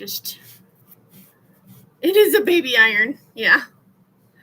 This was the first heat press my husband got me. He'd gotten me one of the bigger ones, but I was like, honey, the bigger handheld one is just like a giant iron.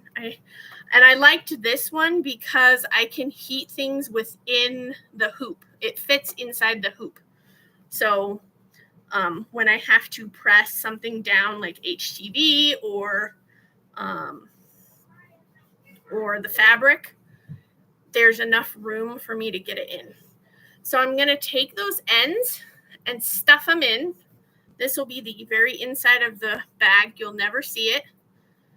And what I do, hey, I did a pretty good job lining up those stripes, guys. Holy crud. That was pretty good.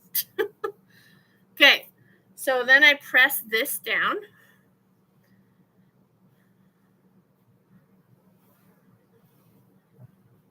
And I just make sure it's flat.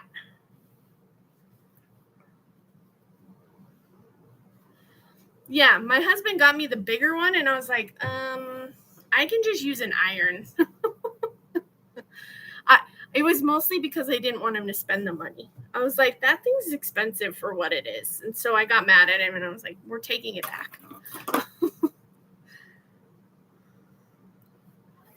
And he bought this for me for he bought this, I don't know, 2 or 3 years ago. So my big heat press has been a long time coming.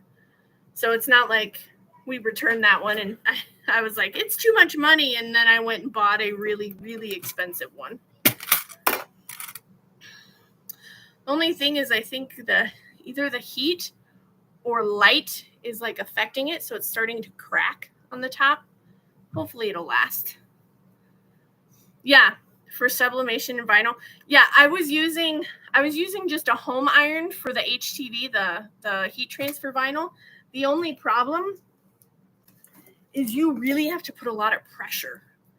And so that's what I really love about my heat press over there. I keep pointing over there because that's where it is. I like it because it keeps the even pressure the entire time.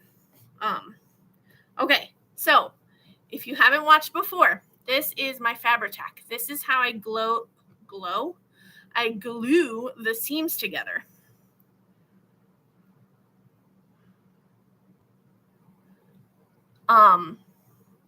This is how I glue the seams together. I use Fabri-Tac. You can use a sewing machine, and there's also like a tape. I've never used the tape, and I actually like this because it's got a teeny tiny bit of a give. The only thing is it smells horrible. It smells like you went to a nail salon. It smells like pure acetone. And in fact, it tells you that's how to clean it up, is to use acetone. So there's that. So I just clip my seams together. So these are sewing clips. I've never seen sewing clips before. You can purchase these from like Joann's, and I'm not sure if Hobby Lobby has them. I know I've seen them at Joann's. The only problem is those are the name brand ones, so you're going to pay a lot more. I think those ones are there's some obscene amount. And I got these on Amazon with this cute little tin for, I don't know, I think it was like $10, $15, something like that. So they come in handy. So I just insert this into the between the two fabrics, and I just squirt some in, and I work in a small section because I don't want anything to mess up. So I go ahead and grab some more of these clips, and I clip them together.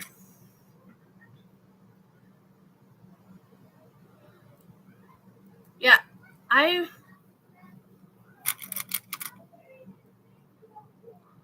Thank you, Shay. I don't not like compliment. I like compliments. I always feel weird responding to them. Like, I'm like, oh, I don't want to feel like I'm patting myself on the back. You know, I don't know. For some reason, owning up to the compliment is weird to me. I don't know why.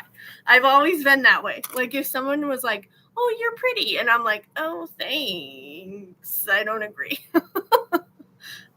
So I've done half of it, and then I'm going to do the same thing on the other side. And this stuff works pretty good. It's, I usually give it about 5 to 10 minutes to fully cure before I flip it inside out.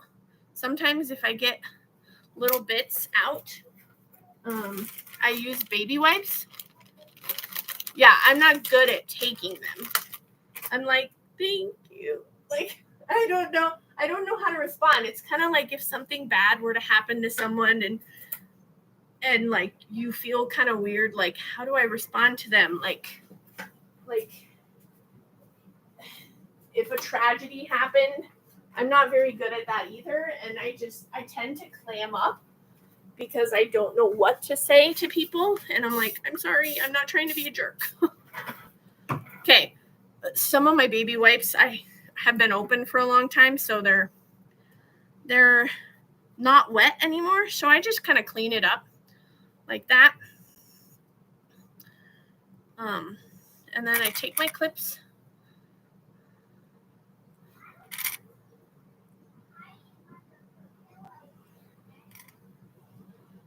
I'm always afraid I'm going to say the wrong thing.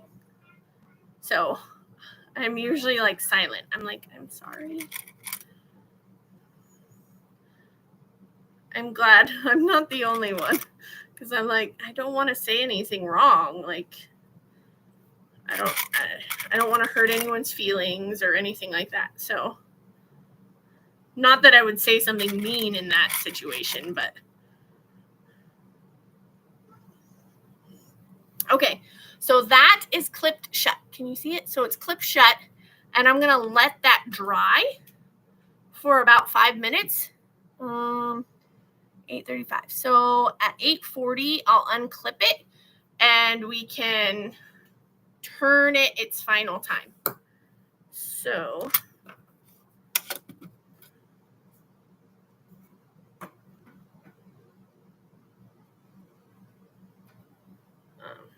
now I'm just cleaning off the tip of my glue, and this glue lasts a while. Let me see, where is it located? So it's about here. So I've gone through that much glue, and I've made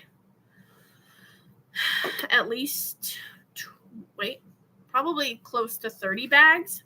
So then I tend to take this and I kind of press some more just to make sure it's nice and smooth,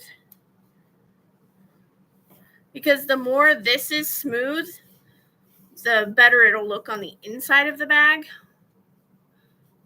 It is cute, isn't it? So there's the lid. Then it's got like the little kids on the side, and then it's got like little ducks, or no, chickens. It's got little chickens on it, and it's got like the little handle. And my kids always come down and ask if they can play with them, and they spread them on the floor, and they pretend they're like animals and stuff, and they're like, here's a crocodile, and they're like, rat, rat, rat, rat, rat, rat. So they like to play with those. They always come down and they're like, can I play with them? And then they want to play with my pins, and I'm like, get away from my pins. You're gonna stab yourself. Like, these pins, they are so sharp. I have like completely impaled myself and not really noticed, but it like hurt. Hi, Paul. So this is the inside of the bag, Berta. So this is the liner of the bag. So let me grab a bag. So this is the bag I made earlier today with Kat. So I made this bag, and this is the one that I've made previously. So this is the inside. So you have it this way, right?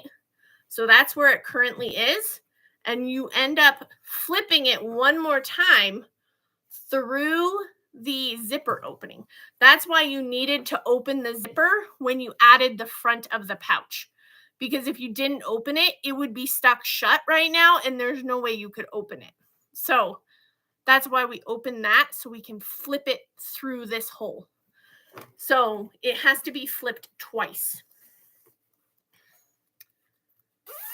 Once to get it from the inside to the liner, and then from the liner to the outer part of the bag, if that makes sense. I hope that makes sense.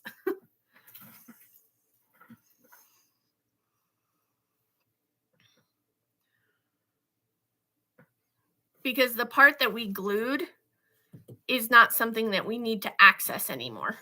It's the inner part of the bag. That's why I use what's the stabilizer called? Cutaway stabilizer for this. I use cutaway stabilizer because it is it's quieter, if that makes sense. So I'll show you. Hold on. Can't get to it. Oh, I gotta cut more. So here's the two differences. So this is a cutaway. Do you hear anything? It's very quiet. But you have to use scissors or something sharp to cut it away. Versus this is a tearaway. Can you hear that? I tried to put it next to my ear so you could hear it. It's very crumply and paper-like. So this you can tear. It tears away easily. This bag is made with tearaway because you don't want to try to have to cut away the this cutaway from this inner part of the bag. Instead, the tearaway is easier. You just pull it away. So this one is made with tearaway. You can still hear a little bit of it because there's a little bit still left in here. I don't know if you can hear it. There's a little bit left in there, but other than that, I tear most of it away. So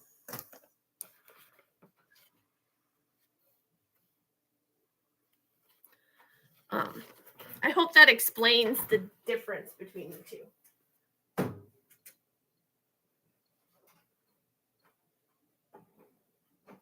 And usually the rule of thumb, so say you're doing a shirt, the rule of thumb is if you wear it, don't tear it. So you should use cutaway stabilizer for those projects, which is what I do. Now, there are some people that it works easier for them to use like two pieces of tearaway, and that's how they overcome that. For me, I use a piece of poly mesh or no-show mesh. That goes on, and so does a piece of cutaway. So I put both of those on, and then the fusible mesh is just to give it extra stability. I don't know, that's just what I started doing, and I've stuck with it. Okay, so I think we've had 5 minutes because I said 8:40, right? Okay. So now it's been 7 minutes. Okay. So then I'm gonna just undo these, and hopefully they're dry enough. If not, they'll dry while they're inside out. So I put away those, and I've got my bag, And now we can flip it again. So let me pull that down. And I like to open it fully so I can pull the whole thing through instead of fiddling with it. Okay, here we go.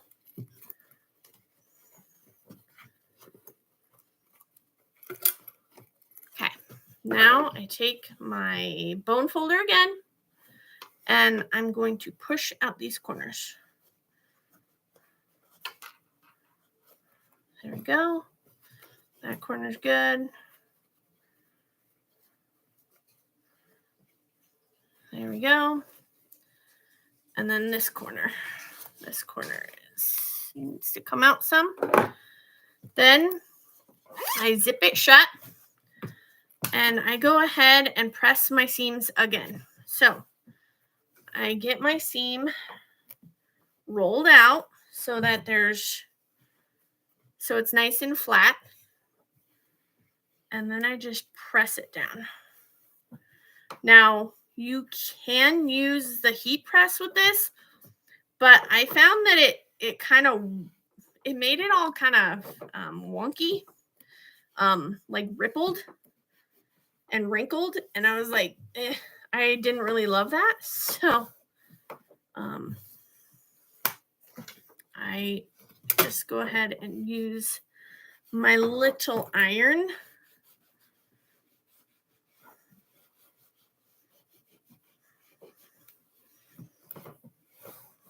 And I smooth it out as best I can. And then I flip it. And I do this side. And I try not to heat my thread because my thread is polyester. And polyester melts. So that's why you shouldn't really put an iron on it. Now, sometimes I do it quick, but I also don't want to put it on, I also don't want to put it directly on the glow in the dark because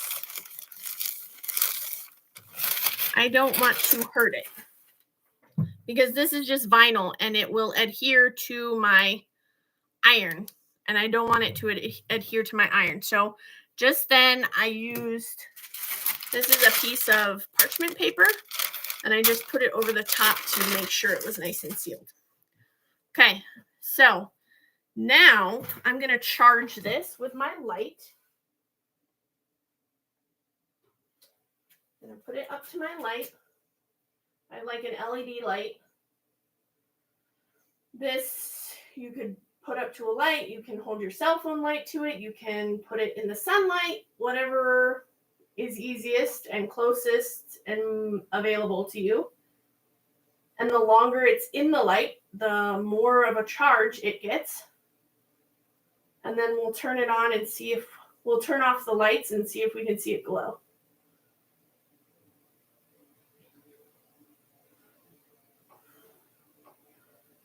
Just doing it a little longer. Hold on. And then I gotta turn off all my lights. Okay.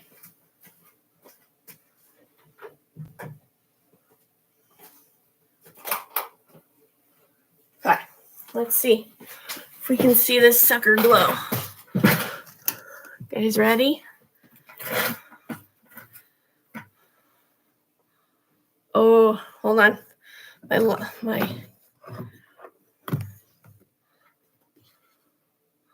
Oh, it doesn't let you see it. Hold on. Maybe if I come back far enough.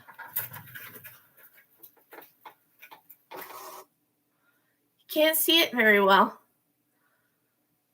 Here's my other one. Do you see it glowing? Can you see it glowing? It's glowing really bright in person.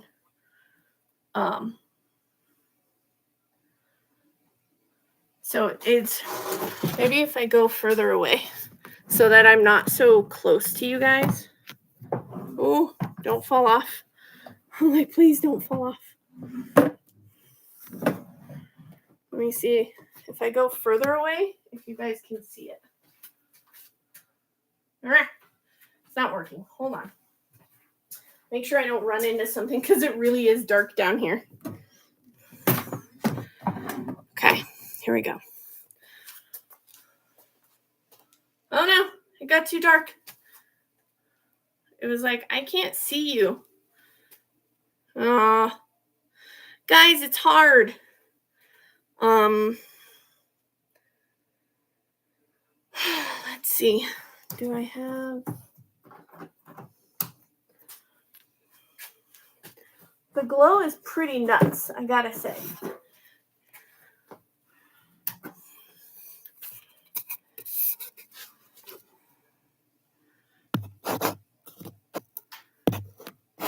You can't see it.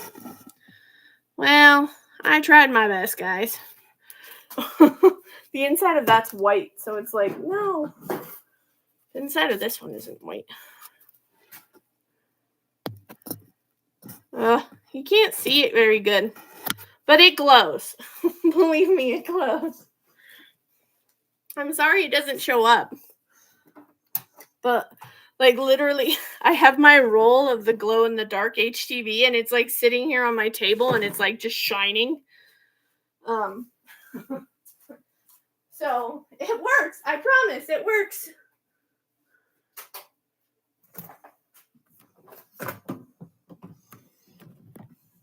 Turn you back around. Did you guys at least see it a little?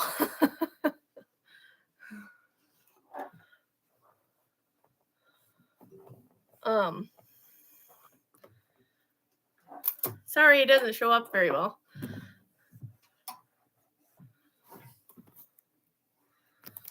But I thought it was really cool. Wow,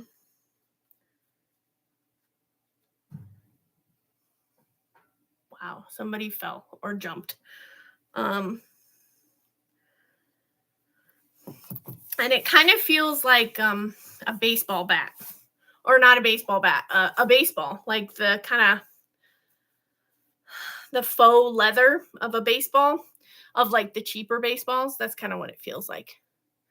And it gets a little crumpled because of turning it inside out, so it gets a little crunchy.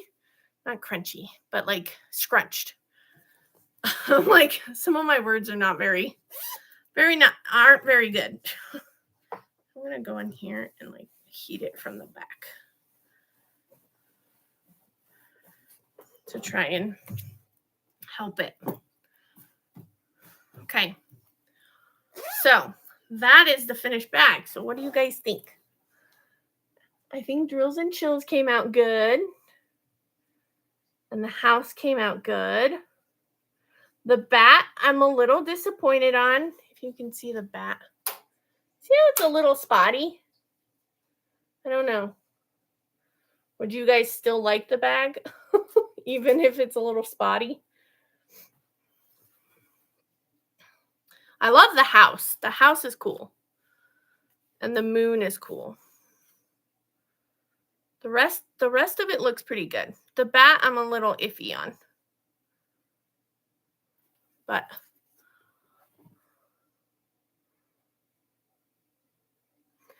and if you guys want to know the size, so like I said, I don't know if Brandy's still here.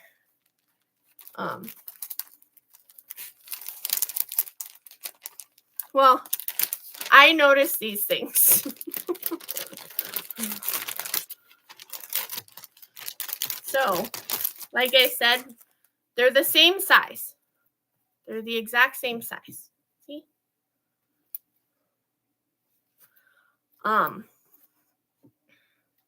So they're the same size, and let me measure it for a sec.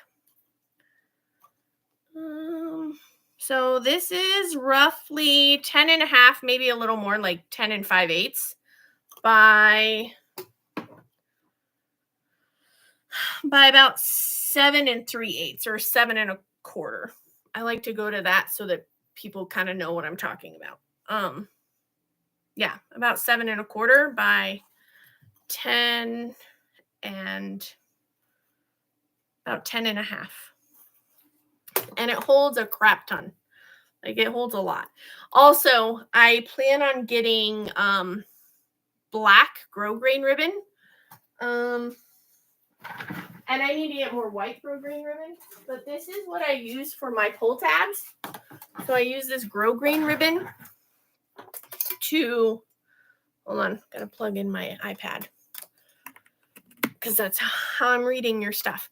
So I use this grosgrain ribbon. It's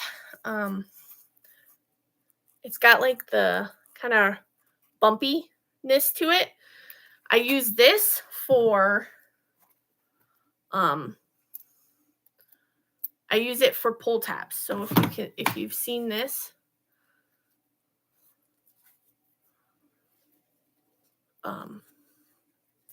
this is what it would look like, but I'm gonna get it in black. So black would go on here. So I think it looks good. Hold on. And then I go through and I look at all the things and I'm like, ooh, I don't like that. Ooh, I don't like that. Sometimes the bobbin thread doesn't go all the way through. Sometimes it shows up in the front, but that's easily fixed by just pulling it through with the snag nabbit. Okay, there we go. And there's the inside.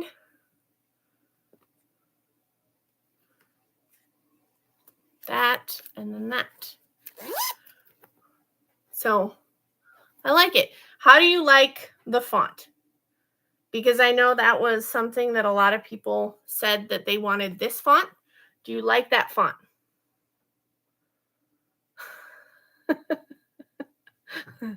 It holds a crap ton. It does hold a crap ton. I mean, even if you're moving around the house, you can throw your phone in it. Like, well, here's your phone. Like, take everything around the house.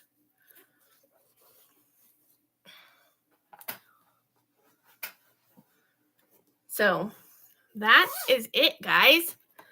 Do you like it?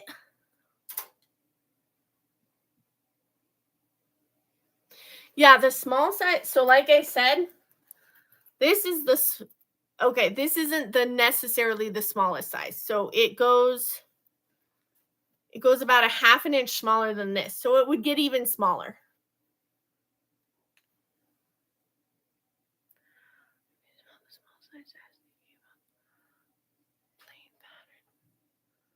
Oh yeah, I can do a smaller one.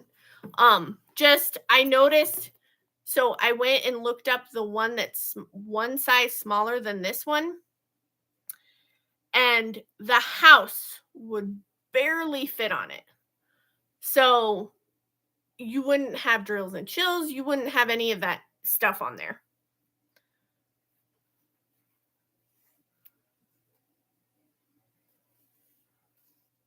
Oh, how's the resin going?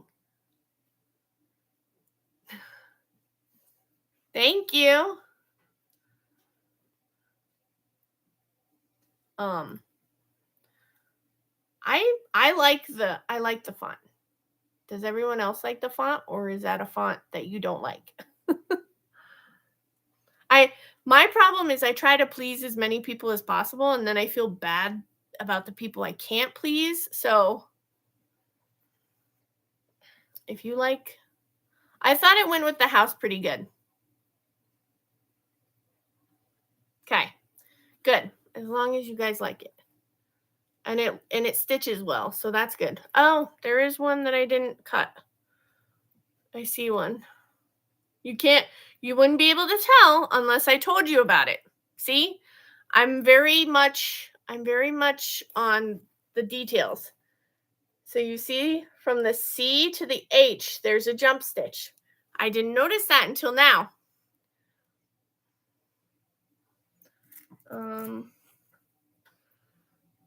But I can fix that even after the fact.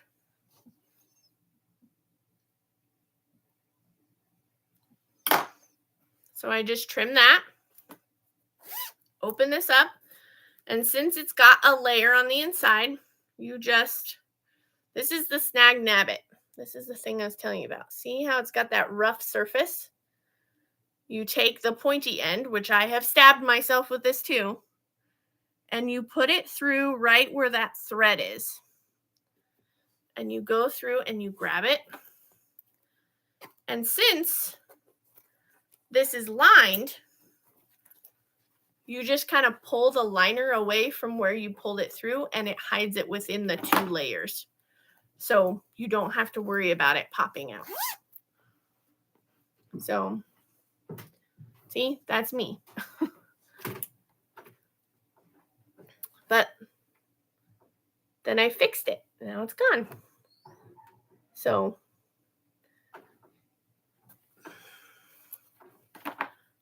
I'm mad about the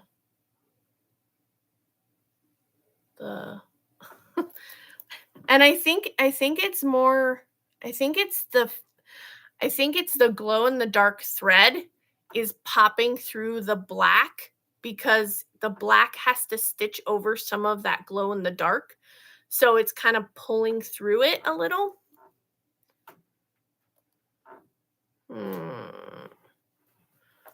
I may have to see if I can improve that any, but other than that, I like it.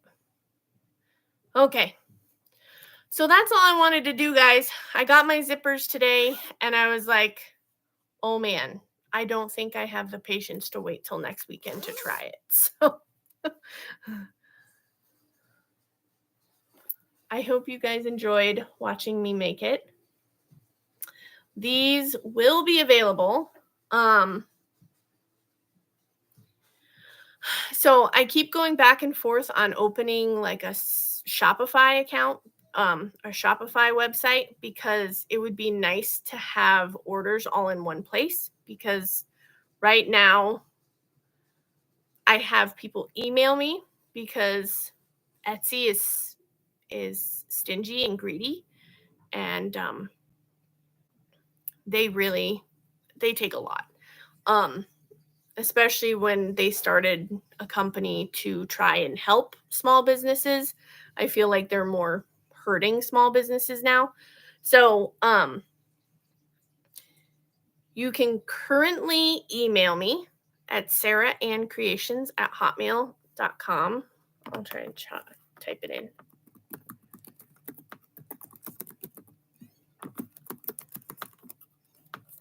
.com. Okay. You can email me at sarahannCreations@hotmail.com if you like these bags and you'd like to get one. I'm not sure how many I'm making right now. I have cut 9 bags that I can make. I also bought a bunch of other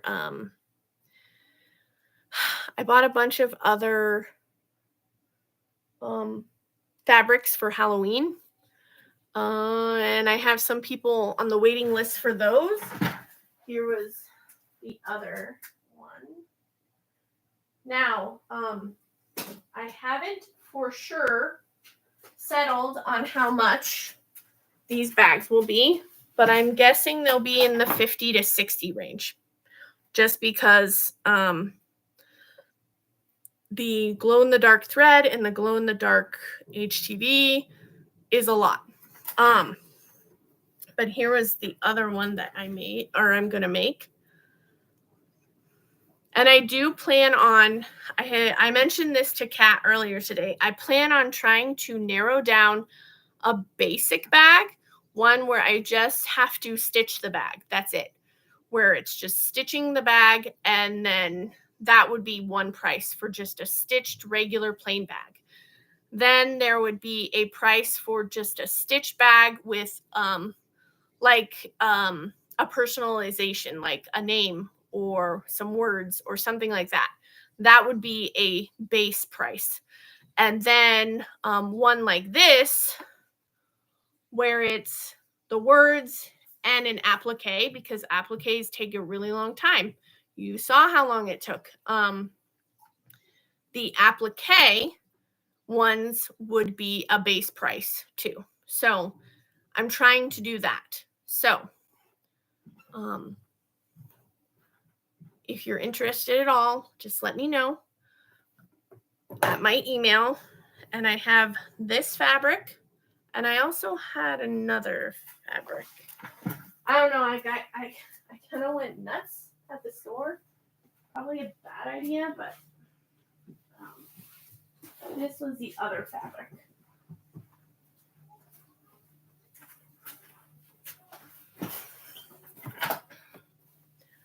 This is the other fabric I have. I like this one too. So it's got like witches and spider webs and ghosts, and it says boo, and it's got bats and spiders and that. And then I was going to pair it with this orange color. So that one's available too, if that's at all if you're at all interested. And these would probably be good plain bags without much on them. I do think I have someone interested in this, but someone was interested in this, and they wanted me to write drills and trills on it. So that too. So those are options. I like to give people some options. But anywho, there's this. Let me put this away. And like I showed you, I have them all cut and ready to go. I have about 9 of, I should just call them the Beetlejuice ones, the drills and chills ones with the haunted house, the glow in the dark. I have about 9 of those cut. So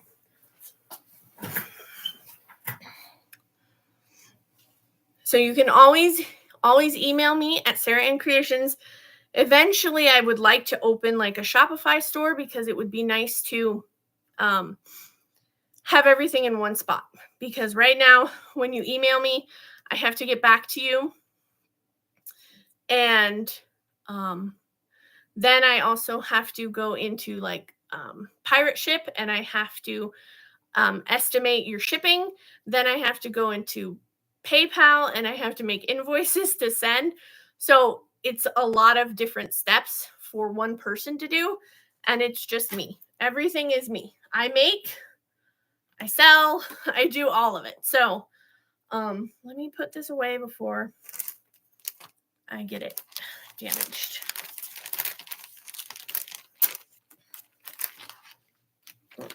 Goes this way.